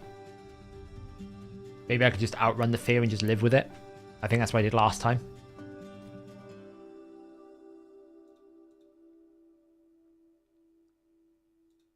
So we need the right setup. That's good. Provoke. We didn't get the provoke roll. Start again. So the idea with this team is basically we've got enough debuffs between Nekmothar, Ugo, and Cantra that she's going to sustain the passive so that this provoke is always up, which is quite good. Ninja's the main damage dealer. We're going to have Mithrala basically like healing, cleansing, keeping the shield up. We get Leech from Nekmothar, and then Godseeker's just like a backup. Yeah, but I don't have a provoke if I get rid of Cantra. If I can't really play without Cantra because then I don't have a provoke. The whole team needs to be rebuilt. I need a different focus.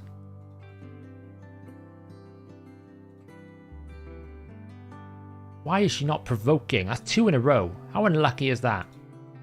Brr. Go again.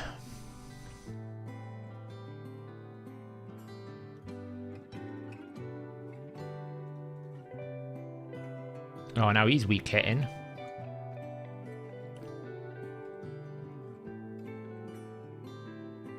Yeah, I just don't like it. I feel like if the head is not provoked, then you run the risk of getting a consumed life barrier situation, and that's really awkward.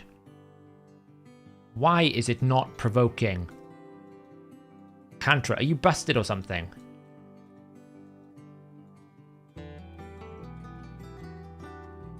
Honestly. Swap position.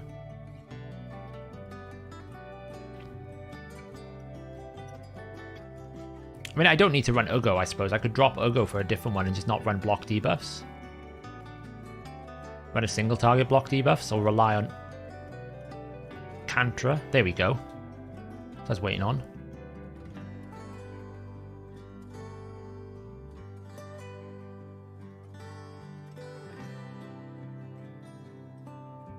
There we go, got rid of some phase there. We're just going to RNG it, I think.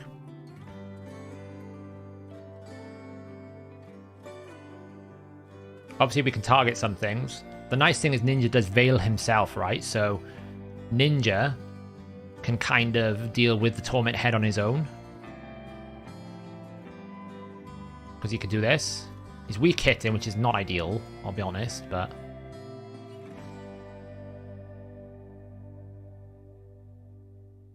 Have you tried using QWER while manualing? It's fine. I don't mind it.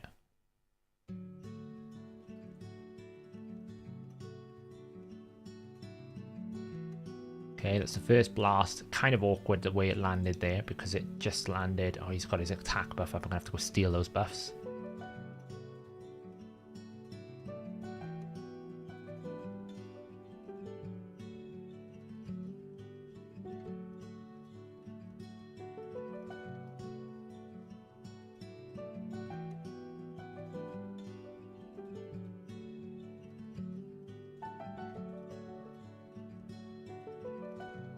Please let me have them back. Thank you.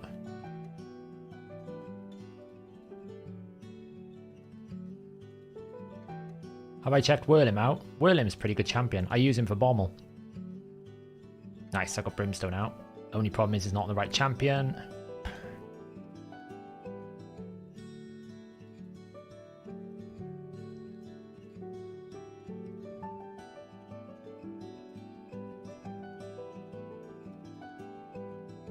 So far, the fair RNG is paying off nicely.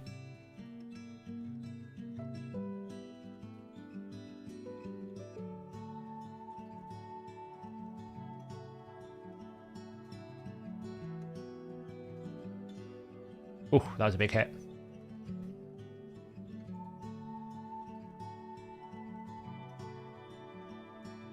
We should be able to heal up here, which is nice. Godseeker and Eerie is doing so much work in this team. I've actually tried it before by taking her out, and it feels a lot less stable. The healing, the backup revive, the extension of the buffs. She does just so much. Ugo has not landed a block buffs on that Wrath Head the entire fight so far. Not a single one. Come on, Ugo.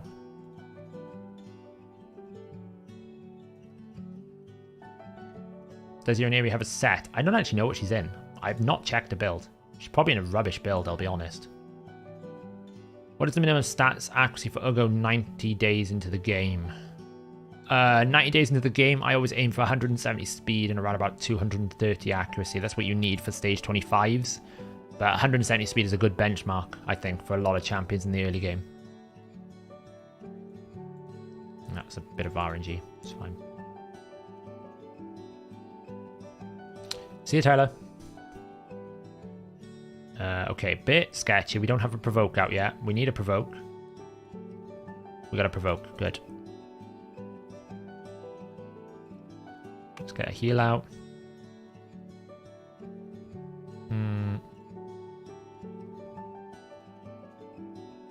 Ninja's gonna get eaten soon.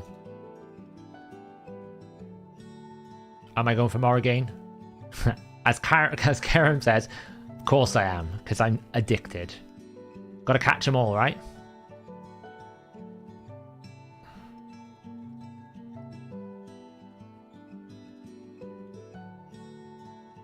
Oh, I didn't steal any of those. Thanks, Swagger. I'm so happy I at least got something useful for once. I'll be honest, when I saw the gold pop, I was stressing that it was going to be a Fortis, and I was going to get like a repeat of the last time where I had like a double, like a horrific situation. How useless Brimstone is in Hydra. It keeps going on the Torment Head, and he's never got his active ability. By the way, why you do A3 when A2 has 1 turn left cooldown on Ninja and just A1 since the A... Because I'm not paying attention, Shaq. That's why. Oh, look at that. We got a Soul Reap out and it did no damage. Stupid passives. Oh, come on.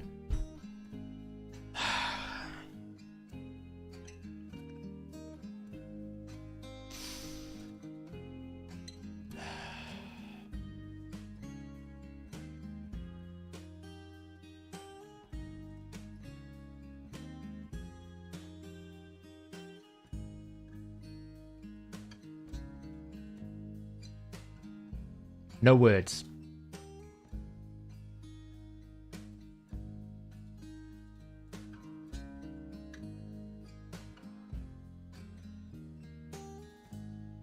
Luckily, I have a Hex in this team. I can target the Mischief Head.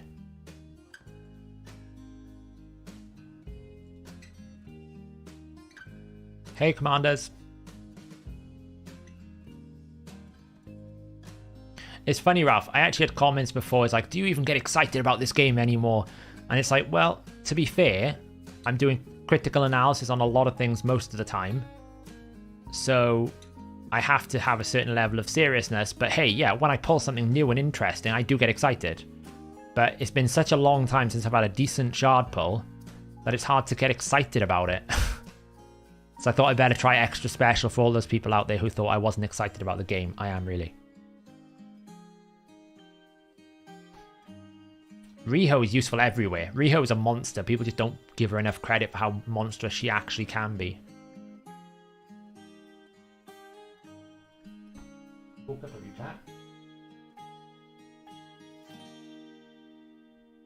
The cat just appeared from a domain. So my ninja here is actually... My ninja's actually built not for damage. He's built pure tank. He's in relentless, high resistance, high accuracy. Very fast. I say very fast, like 230 speed. I'm just abusing his passive, basically. I mean, it's going well considering, like, I have no solution for the Torment Head. We're at 8 million. Hopefully we kill the Torment Head and we get a... like a better we don't get it back with a bit of luck. We're rolling kind of bad at the last minute, but you excited about the leaks? Well, oh, I picked the wrong target. Let's kill. Actually, I can kill that head now. Probably got enough damage to just take it out.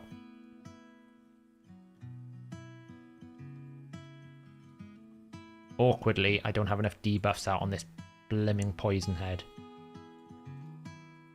There we go.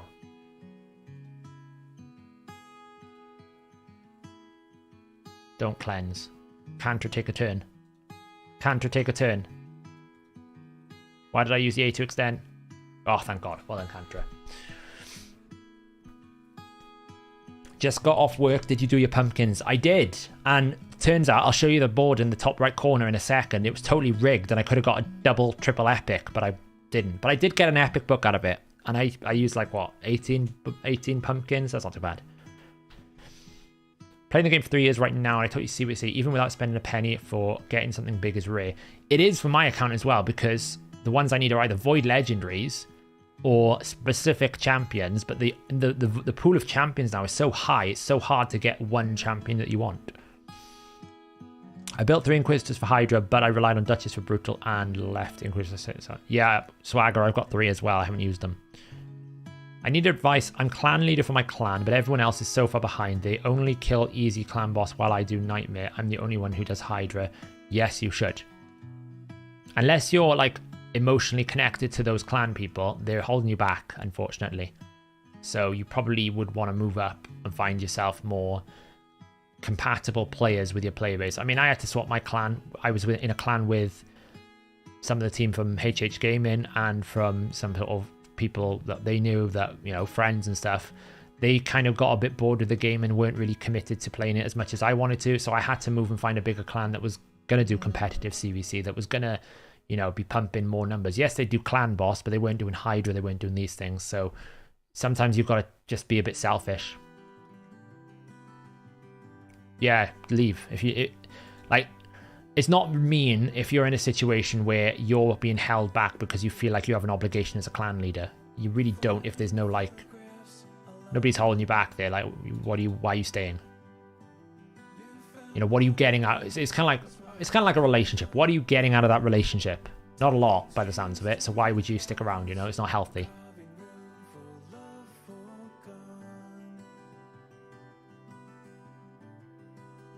Do you think Bolster is a good set for Doom Priest? Bolster is basically a good set on a high HP champion, so if you can scale a HP champion, great. The only thing I would say about Doom Priest is where would you use her that Bolster would be required. She's kind of been outscaled a little bit. I have a 6-star fully awakened Doom Priest and I cannot for the life of me figure out where I want to use her.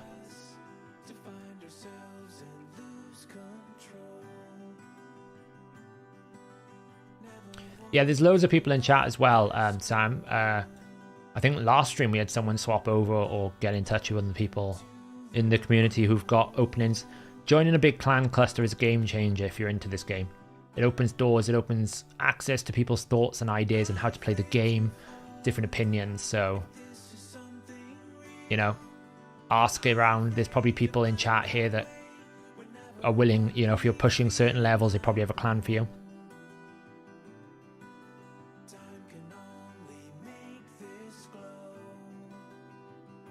We're good now. There's no torment head. So we're alright for a bit.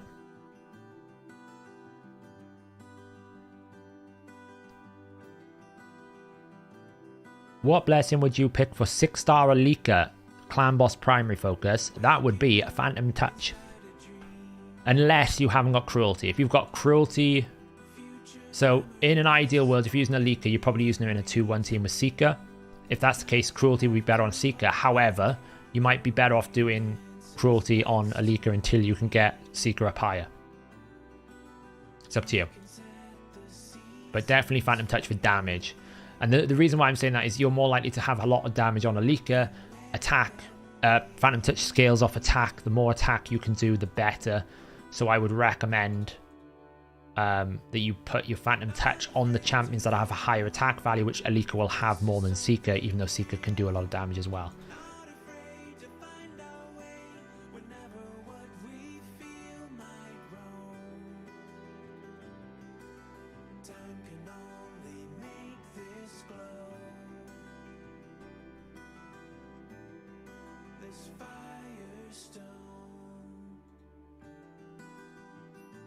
Yeah, I got a 5-star Seeker on my I've got a 5-star Seeker with cruelty. It's really good.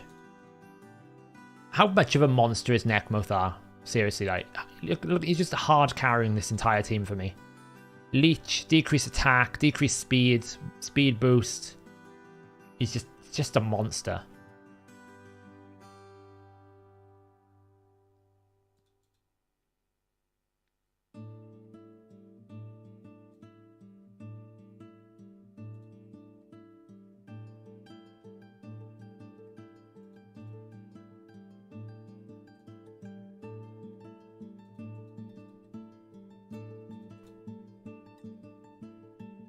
I've got mine in like relentless and literally like as fast as I can get him. He's not fast enough. I want him faster.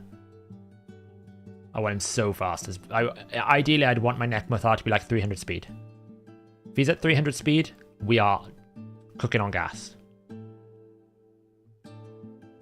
Yes, I do.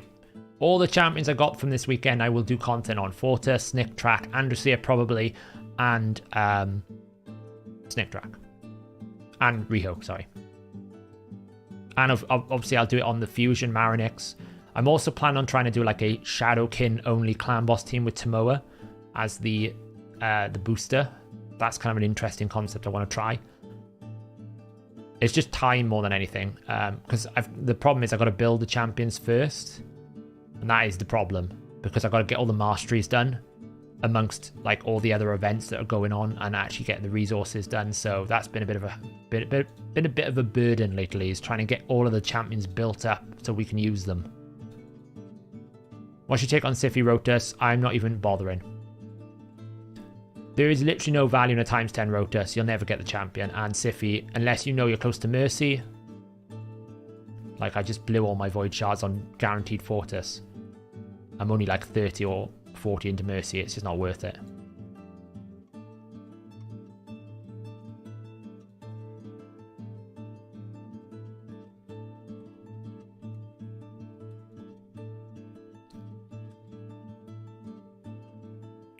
I do plan on doing a video on Ukko and Hydra as well. I haven't had a chance to build Ukko.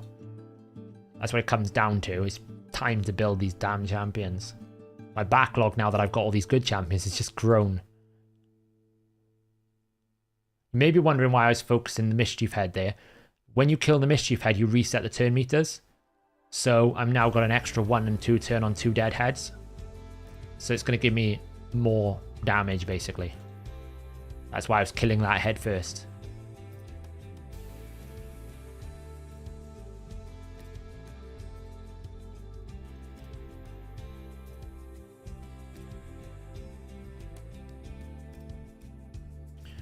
Rotus is actually really strong now, Swagger, because of Baron prevalence. It's the one thing Baron can't deal with is Rotus.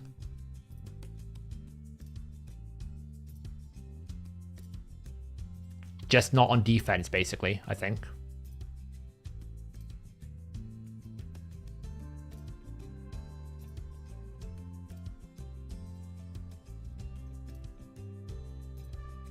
Ninja at the start, Karem. That's my most scary point because he's my only primary hard source of damage. So if the burns are not out and he gets eaten, Ithrala I'm fine with. Necmo's a bit annoying. The other one that can be quite difficult is Kantra if the provoke head is out. Like if the head of decay is out, then that could be quite scary with Kantra because obviously he's going to cleanse everything.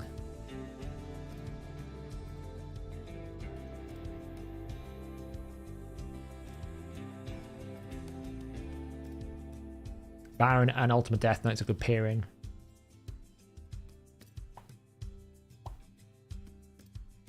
Yeah, potentially. What I meant by Rotus is back in is Baron is a one hit. So if Baron is the number 1 damage dealer, Rotus obviously counters that.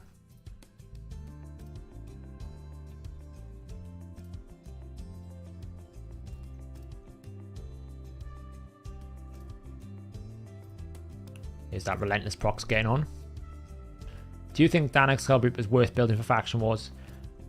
If you're struggling for damage in the Orc faction, yeah, but I mean, you do get a lot of good epic champions there. If you think you get Zargala, it's a great nuker. You also get like Olman Jorg to help you revive. You get Seer, but you know, he's basically a bit. I think of him like Fushan. That's how much damage he does. That's how good he is. So it's not the worst. The other awkward thing here, we don't want the Suffering Head to eat our champions because that's just a nightmare.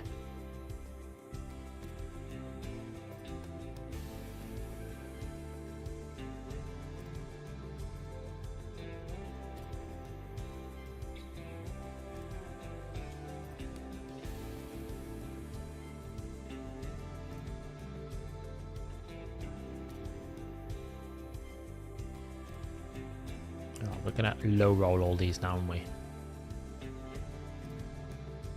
Can we kill that head before we get a next rotation?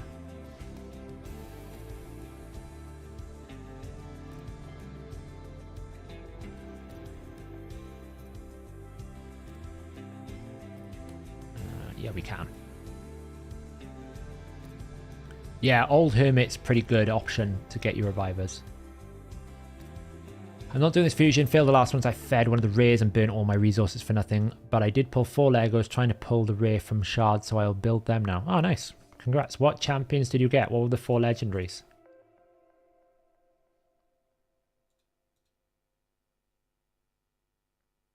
Okay, that's all right. That's good. We don't mind that champion. Because we can pick on it with Ninja. Although, the debuffs are a little bit awkward right now. We don't have decreased speed out. We do have it out. That's okay. Okay, now it's really awkward. So we're at potential fail point here because we haven't got any debuffs out for this guy to get an instant provoke out. Alright, lucky we low rolled that. There's 2. I can't stop that. He's going to full cleanse. There's nothing I can do about that. I could have done with an extra turn there. Okay, this is not looking good.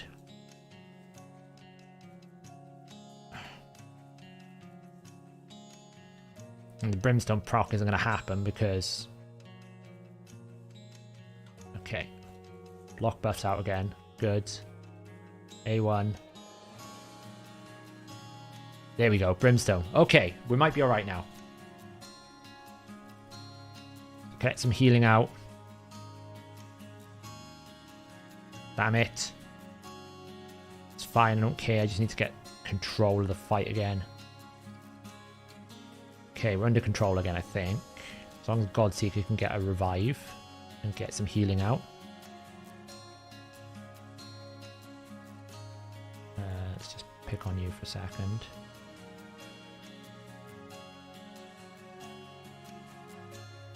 Oh, it didn't... It's okay, though. Didn't land the provoke, but it's okay. Whew. I still know nothing about the different heads and rotations. Lol, Geo gets the job done, and that's all that matters now. Yes, that's the thing, right? We have some good guides now on the website that Ivy Lee has put together. Ivy Lee's a big fan of the old Hydra, so we have a lot better content now on the website for Hydra. So if you need guidance, you're a bit lost, I recommend go and having a little read on the website. Hey, Trev.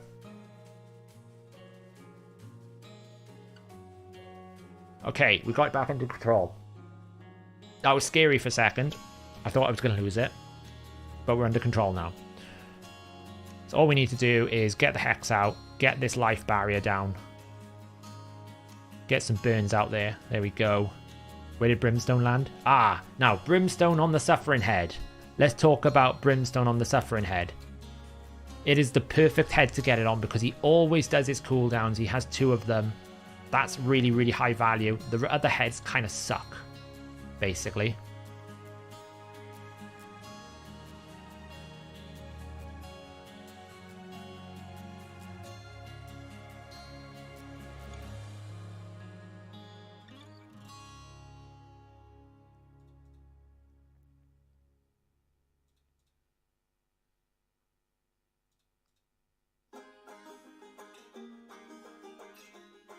Oh, look at that. I love it when that full cleanse comes through. Norog, Bloodgorge, Lugan, and Morley. Morley is really good. Norog is interesting. I feel like you kind of got some 2019 legendaries, unfortunately. But Lugan is really good if you haven't got a good clan boss team at the moment. Bloodgorge can do a job in arena. He's just been power crept, really. But Morley is still very relevant with a passive.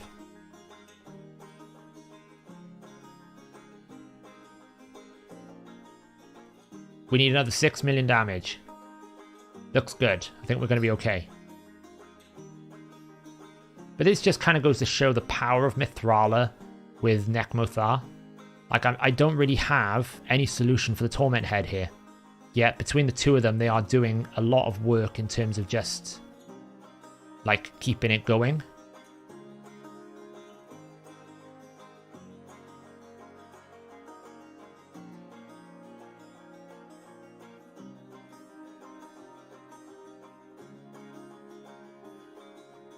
Mithrala for me is like a totally... I know people use her in arena, but I think sometimes people think of her as too one-dimensional.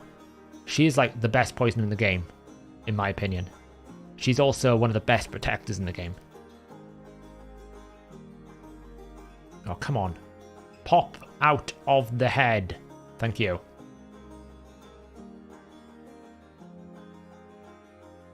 What difficulty is this? This is brutal. Brutal in more ways than one. Oh boy, we didn't get a provoke. It's going to be a full clear. Uh-oh. Uh-oh. This is going to hurt. I'm going to save that. That's why. Oh. But Nekmo's passive means he gets a guaranteed turn. It's not going to matter because he's not got any abilities, but hey.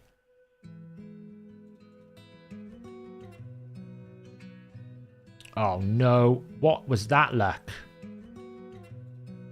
Ivy. Oh, come on.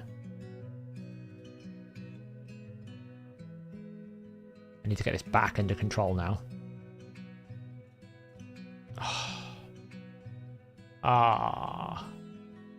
Okay, well, we managed to block it on most, so that's not so bad.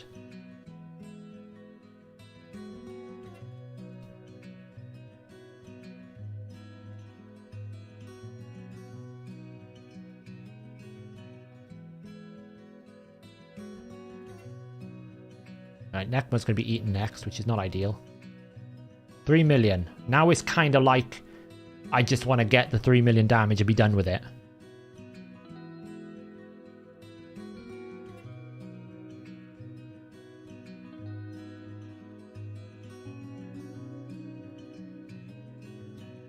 Get some healing out.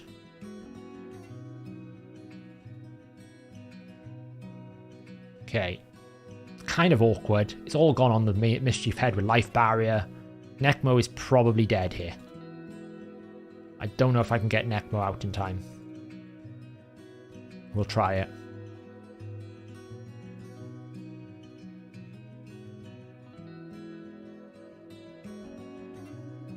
Ideally, I want to pop that life barrier so that he can't get any turn meter. That's good.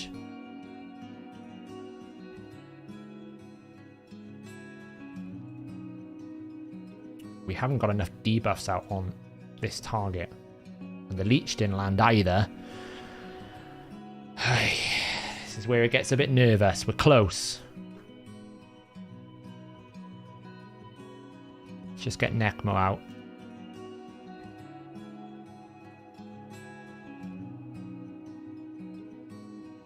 Have I got a Ninja A2? No, Nekmo. There we go. Hey!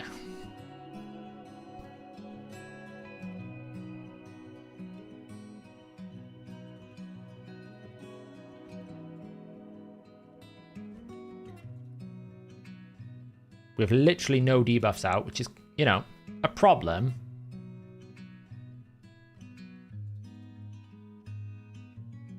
Oh, look at that. We've got really high value on that Brimstone this time. That's the 3 in a row.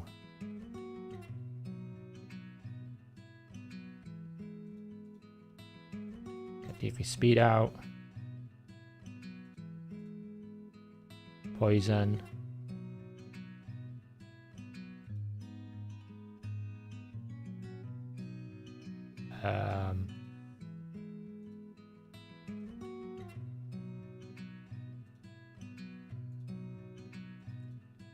We're nearly there. Yeah, probably. If I had a Siffy.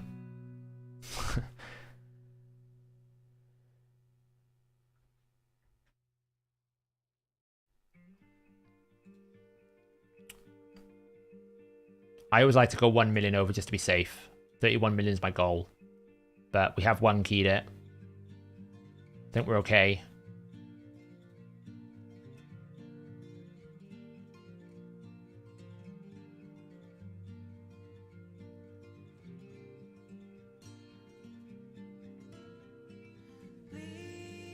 Then again, though, I would say, like, Aniri is doing more than just healing. She's also doing, like, buff extension. Probably the Siffy is better over Mithrala, then you have more flexibility. Mithrala is kind of playing my defender role here. There we go, 31 million. Without any sort of solution for the Fearhead. Pretty much. We just kind of flipped it, right?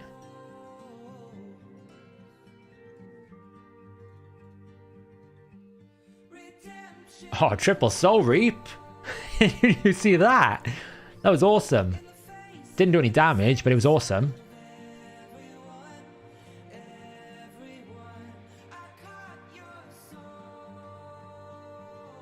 Yeah, okay, I technically had 3 cleansers, if we want to be truthful. Because I also had Ugo. But still, what I'm saying is I didn't have like what people would traditionally go for with the Torment Head, which is a Shamael or a Duchess. I just basically found a way around it. And it's not like I particularly picked those 3 champions because... what am I on about 3? Why am I thinking that that Nekmo's got a cleanse? He hasn't. I didn't particularly pick the 2 champions going, I'm going to cleanse the fear. It was just happened to be that their secondary roles can do it. So...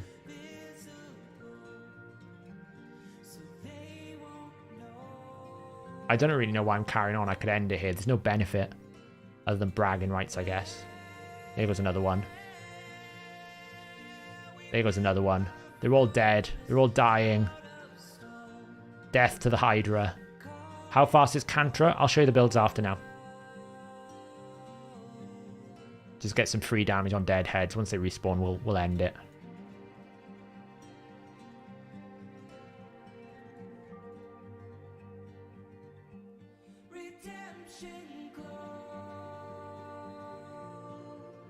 $130 in K.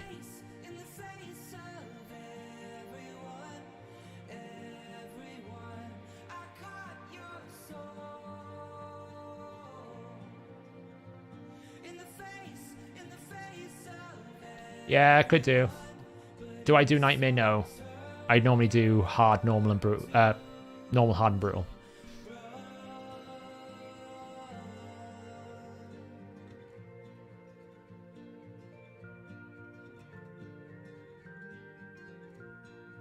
Nope.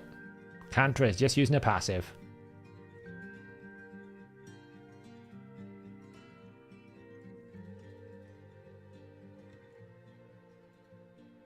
I'm actually trying to figure out the best blessing for Cantra now. Soul Reap wasn't as good as I thought it was. I don't really want Brimstone because I have it on all my key other damage dealers. So I'm a bit left to... What else do I do? I was tempted to put Cruelty on Cantra. Was tempted. There we go. End battle. There we go. Not bad, eh?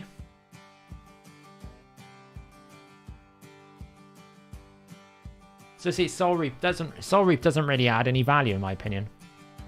It just doesn't value.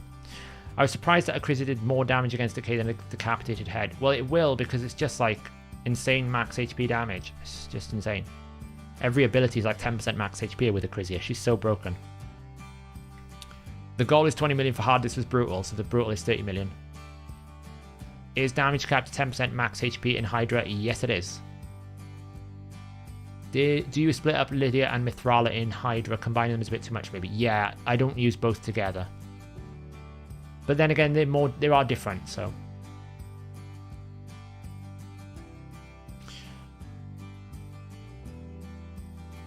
You don't need to book Cantra. I'll show you my Cantra build now. The way you set it up, see, is you get Mithrala to do the Hex debuff, that's 1. Then we get Ugo does 2, and then Nekmo does 2, and that's your 5, and then you get the Provoke.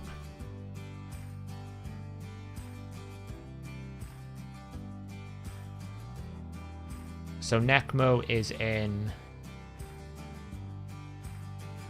Where is he? He's up here somewhere. There's Nekmo. Nekmo is in Relentless Stone Skin for some reason. I don't really know why. Revenge and 265 speed, 489 accuracy. His goal is basically run fast and keep running. We want to abuse his A3. That's all we want to do. This is all we want to do. Abuse this all the time, constantly, every single time we can. Because you can just push him more and more and more. He frees up a slot, basically. You don't need as much team.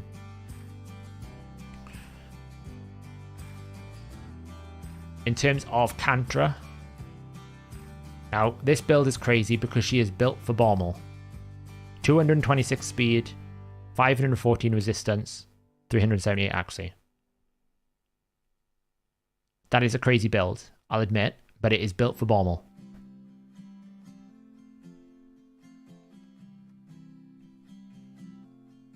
And then obviously tanky, right?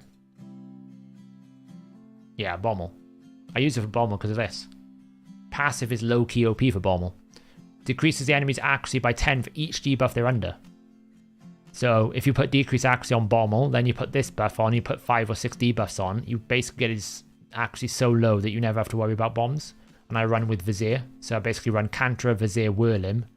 And I think I run Vrask for some healing, and then Martyr as well, so we get some more Vrask healing and counterattacks. And it's not fast, but it's pretty reliable. It's pretty reliable. I know some people like running Geo nuke strats and things like that, but to be honest, this works for me. It's the first thing I built, and they all work great. It's just very stat heavy. But I've booked it because I booked it like ages ago. You don't really need to book this champion. If you want the provoke is 75% unbooked. You're booking the cooldown more than anything. And then some extra chance here. That doesn't really matter, so you can run it unbooked. It's fine. And it's also 60 accuracy in all battles as well, right? So, you know. It's pretty good.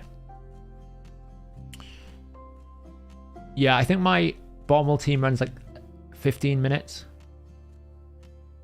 Does Cantra's passive apply after decreased accuracy? Yes. Yeah, so if you start with 800, right, and decreased accuracy goes in, that's 400. And then if you're under 10 debuffs, then you lose another 100. So you end up with 300. So it's still good, right? Because even if you do 700 divided by 0.5, still 350, it's the same thing. I'd imagine. All I know is it works great. So, and obviously the provoke for Hydra is pretty good. It can be a bit RNG if you get bad rolls, but generally she keeps the provoke up all the time. This is just a bit hit and miss. And then my ninja is just built as a boss killer. Ninja's goal in life is to kill bosses. I've run out of space. Let's just go back in. That's why he's Brimstone. He's built Relentless Immortal for self-healing. The idea when I first built Ninja was to solo bosses, but didn't quite work out. Relentless Immortal, 220 speed, 421 resist, 323 accuracy, and he just kind of does his thing. Needs a bit of a rebuild. Probably needs some like swapping over for some gear, but it's actually quite hard to get like good gear. He's got a refresh as well. Probably need to review if I've got any better gear on him now. So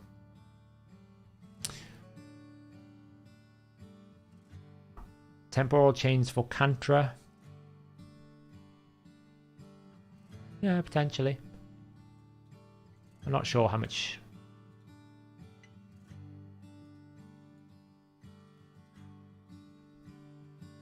Yeah, like 15% decreased speed is pretty good. You'd want the 6 out of 6 though. If it's 6 star, it's like game changing. I actually need to do more blessing spotlights. I've got to do polymorph next, and I think I've also got to do cruelty next. So I'm trying to get through them as well. Does the optimizer show the fully upgraded gear when it's not actually built? Try to build a few stats, but the stats look different. So there's a toggle in the optimizer where you can basically say, assume that the artifact will max to 16 and assume the primary stat. It won't assume the substats that are missing or that would be rolled, but it'll assume that, you know, if I've got a 6-star glove, then it'll calculate as if it's 60% HP, because it's going to assume you're going to get it to 16. It wouldn't know what substats you're going to get. That's not included, but the primary stat is. Saf, I just have to thank you for streaming on YouTube as I'm locked out of my Twitch account now. Lol. Well, you know, Twitch is dying, right? That's what they keep telling us. So that's why I'm over here. I figured it'd be a good idea.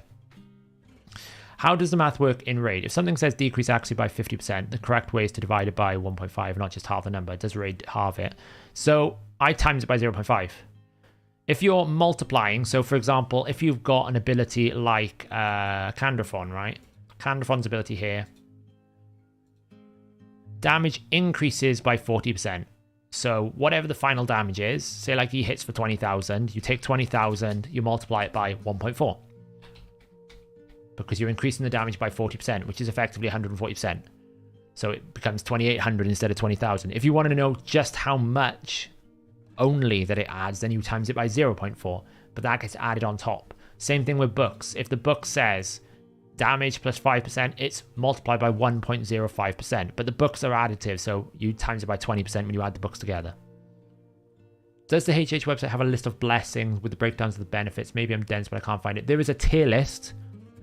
Cool. there is a tier list. I'm doing spotlight videos on them to go into more detail. But there is a tier list in here. Where is it? Where is it? Where is it? Where is it? Where did they stick it? Buffs and debuffs. Blessings tier list. There we go. Copy link address. Yeah, so if it's 40%, it's times by... So, for example, say like you put decreased defense out on a target. That's a 60% reduction, right? So if the target has 1,000 defense, you times it by 0.4. That's the defense it's left with because you're taking 60% out of it. The other way to do it is you the other way you can do it is like 1 minus. So for example, if I just type this in chat, one way to do it is you do 1 minus.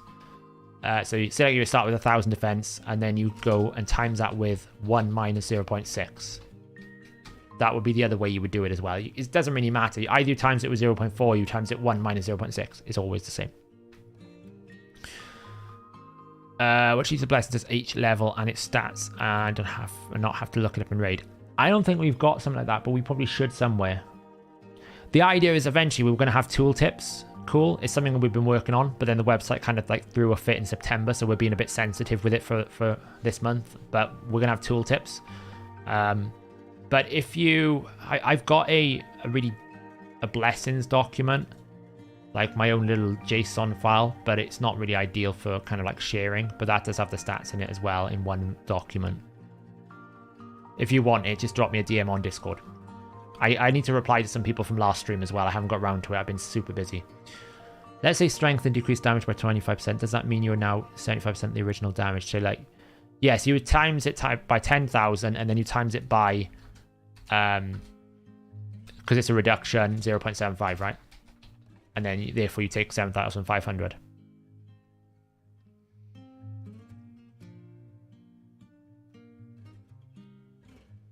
Yes, Swagger. There's lots of things they tell you. Like a big thing I had when they did that buffs and debuffs thing with the crit damage. The difference between crit damage debuff and crit damage buff is massive. Crit damage debuff is multiplicative. Crit damage buff is additive. So adding 30% is different to multiplying it by 25%. So the debuff is way stronger than the buff. You read my comments too fast. Let's say strengthen decreases damage by 25%. That doesn't mean you are now taking 75% of the original damage. Say the damage was 10,000. It would be decreased by 8,000. Why would it be decreased by 8,000? You'd be timesing it by 0.75. Or if you do it my way, which is the same way, 1 minus 0.25, it's still 7,500. Oh, strengthen. Sorry, I'm with you now. Strengthen. Yeah, strengthen. So you basically reduce the damage by 25% incoming. So it would still be 7,500, right? Or am I misunderstanding?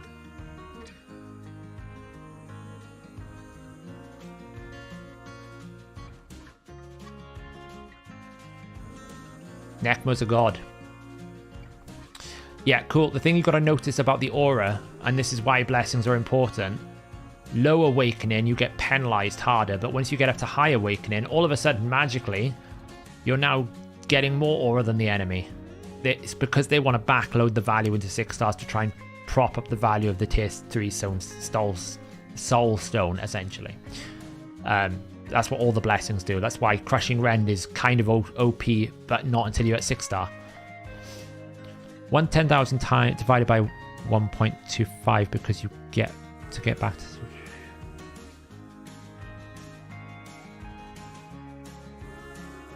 No, so it'd be multiplicative. So basically, if you like, so for example, if you were doing things like Veil and if I was attacking a target and I was going to deal 25,000 damage, the target has strengthen, we do 1 minus 0.25, and then if they have Veil, we do this. I'm typing in as I say this. So you would do that. That's how the math works. You basically have 25,000 times 1 minus 0.25 because we're reducing it by strengthen, and then we would multiply Veil again, 1 minus 0.15. So the final damage you take is 1,537, not 25,000. That's kind of how it works. It's multiplicative, based on the way that it multiplies.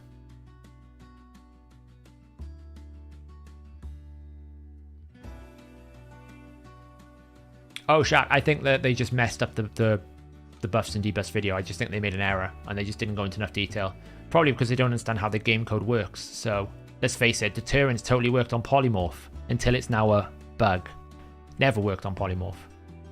Don't know what they were on about. Total nonsense.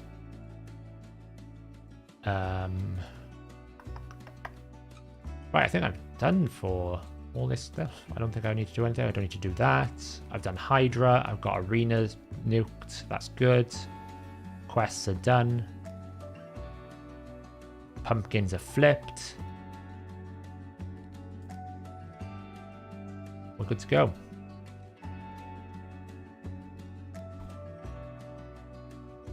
Yeah, so the way it works is basically how I wrote it in. Now, it could be I'm just misunderstanding. Like, I'm crossing numbers in my head because it's quite late here. It's like 11 o'clock. But effectively, if there's like stuff to reduce it, you don't add them together. You multiply the final damage with each individual effect until you get to the final number, which is why I was trying to say like 25% for strength and 15% for veil. You just multiply it down, right, until you get to that final number. Ally protection works slightly different because the raw damage is taken out first. So if you've got like before damage reduction happens, before that multiplier, the damage is transferred. I did a video recently. Let me see if I can find it. It's on the channel somewhere.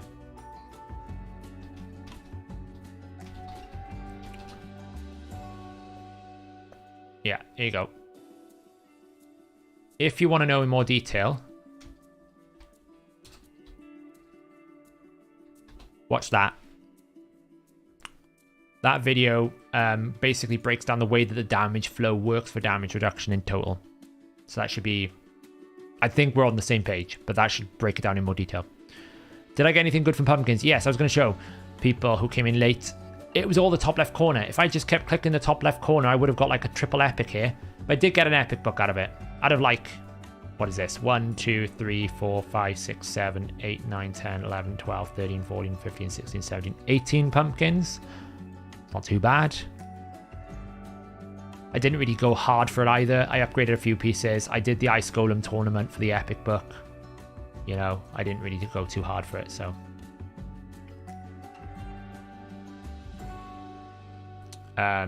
Where am I now? I'm trying to D-rank here because I don't want this crap gear. I'm hoping that Super Volk and Myriex is going to work their magic and get themselves up here because I really just don't want this gear. I'd rather just, like, take the L and just not have to sell it. It's just a burden for me. Absolute not what I want.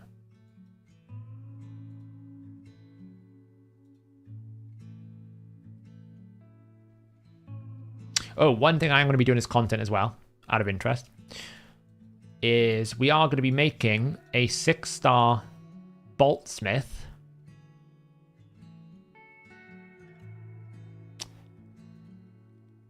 Because I have a 6-star boltsmith. So we're going to do a bit of a, what does it look like before the blessing and after the blessing to see the impact of a single 6-star blessing. It should be quite an interesting video to do, I think. Because I think people will be surprised by how powerful it actually will make the champion. It'll be quite fun to do. I'll probably throw him in Clan Boss and just see what damage does. He actually hits kind of hard on this ability. Could be kind of fun to see in Clan Boss. The extra turn might break it. I might have to disable that. But, you know, could be fun. How much to sell? Like 100, not much. I got an assassin there, so I got the twins, Aina and Suai.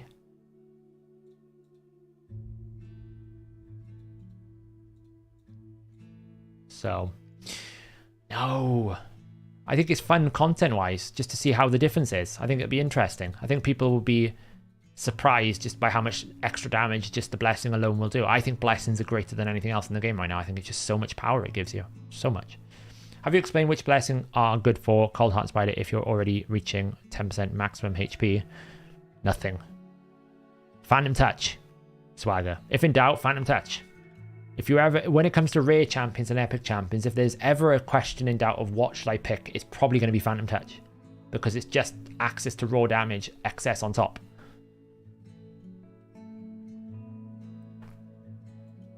I'm gonna build a fully stacked out like Boltsmith and see if I can one pop people in arena. It'd be funny.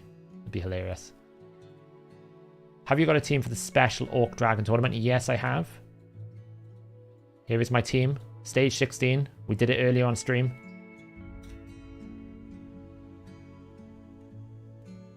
Whisper is amazing, Chris. Whisper is my OG. If I still run a unkillable man-eater team, I'd be running Whisper in it, because Whisper is the beast. You got it, Karim. If in doubt, Phantom Touch. I appreciate the Lord of the Rings reference with Meriadoc. We no longer have to deal with the travesty that is Rings of Power. Thankfully, it's over for like a year and a half. I don't have to endure it anymore. People actually have the gall to say that that TV show is good. Ugh. Ugh, gives me horrific nightmares. There you go. That's my team. 33 seconds. Which blessing would you put on Ragash? Probably Lightning Cage, Stiko. Because if you're going to use Ragash in arena, it guarantees you a 50% chance to get protections. It's pretty good. So I definitely recommend. Which blessing for Whisper? Well, Master Meriadoc. What do we do when we're in doubt? We go Phantom Touch. It's actually quite insane at 6-star because you get an extra, an excess. Let me show you the difference, right? I can show you literally in a math number how much difference it's going to be if I had a 6-star Phantom Touch. Martin, 16 takes me 33 seconds. Stage 20 takes me like 2 minutes and 30 or 2 minutes and 10. So it's just quicker to run 16 and it's pretty good for tournament points. There is no difference. Let me show you the difference between... I think this works. It's a quick one, cool. This is just a drop down. I don't have to do any math. Look at Lord Shazar here, right? We got the blessing damage on the right. 884,000. That's a 1-star. That's based on his abilities, right? So we know how many times he's attacking, right? So we know he's attacking 97 times. If I was to put it to 2-star, that goes to 1.7. Naturally makes sense, right? Because I've added a lot more attack. 3-star. Actually, I think that was a bug there. That's counting 40% of 2-star. It shouldn't, but still. If it was a 3-star, it would be 1.7 because it's 40%. Makes sense. I've got double the opportunities, right? 4. 5. 4.4 million. Right? That's at 5-star. Because that's at what? 100% chance now?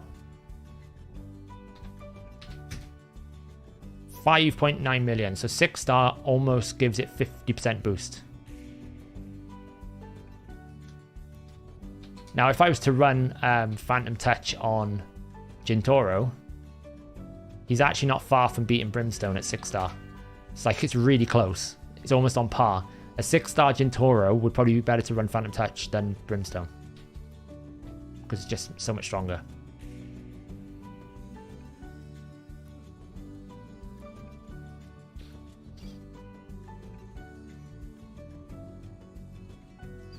Oh, next rotation secret room's a harder swagger.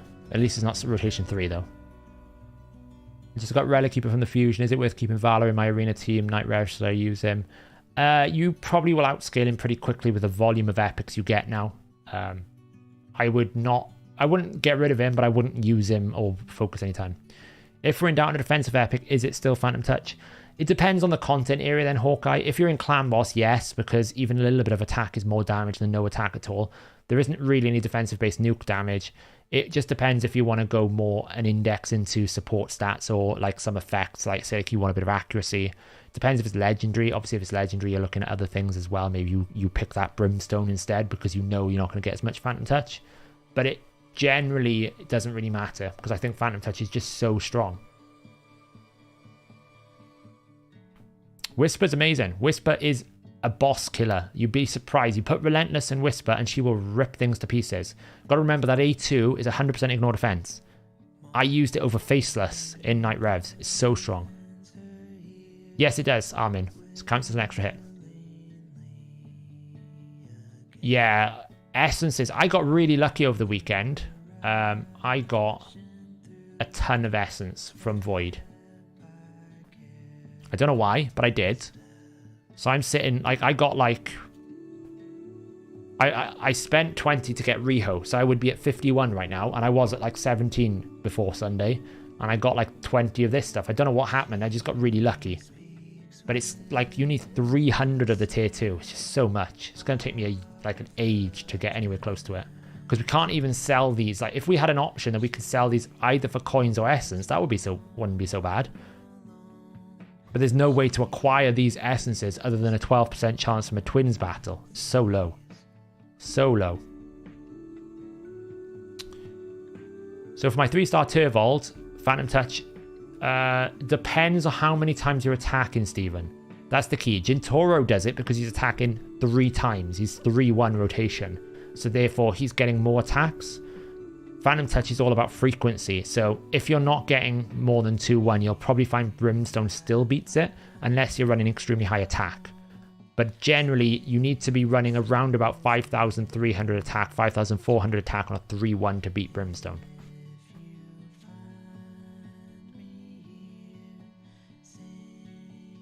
Two epic chests, 6-star roll and 500 gems. I mean, 500 gems is pretty good, Mark. I wouldn't complain about that.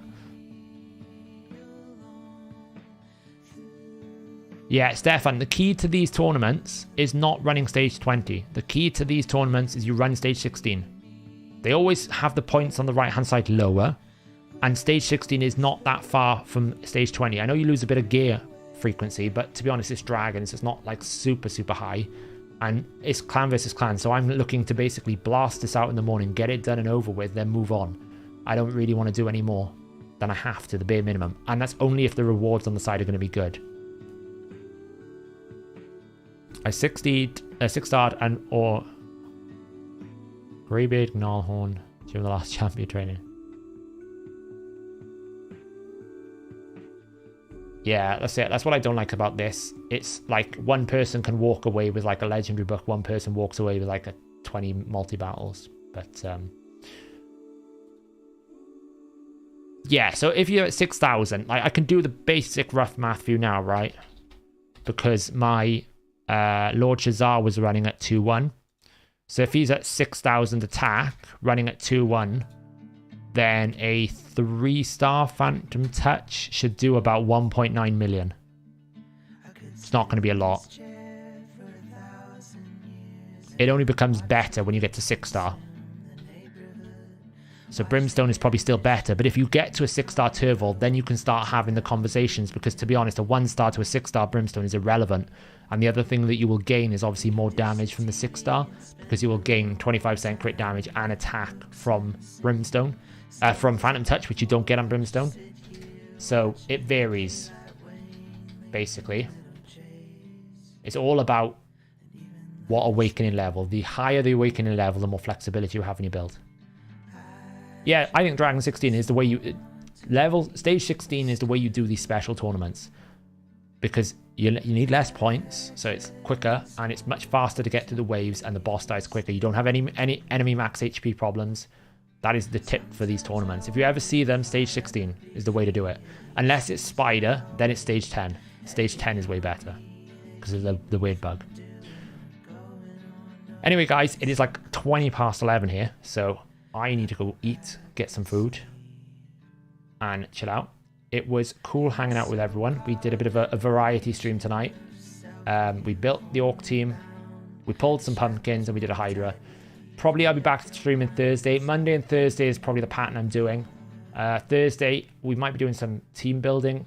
We might be doing some arena building. We'll probably be doing champion gearing. So if you want to see optimizer and work and different things like that, that's what we'll be doing Thursday. And obviously I think the fusion starts, so we might be talking about the fusion epics, if they're any good, the fusion rares. Cheers, Sean.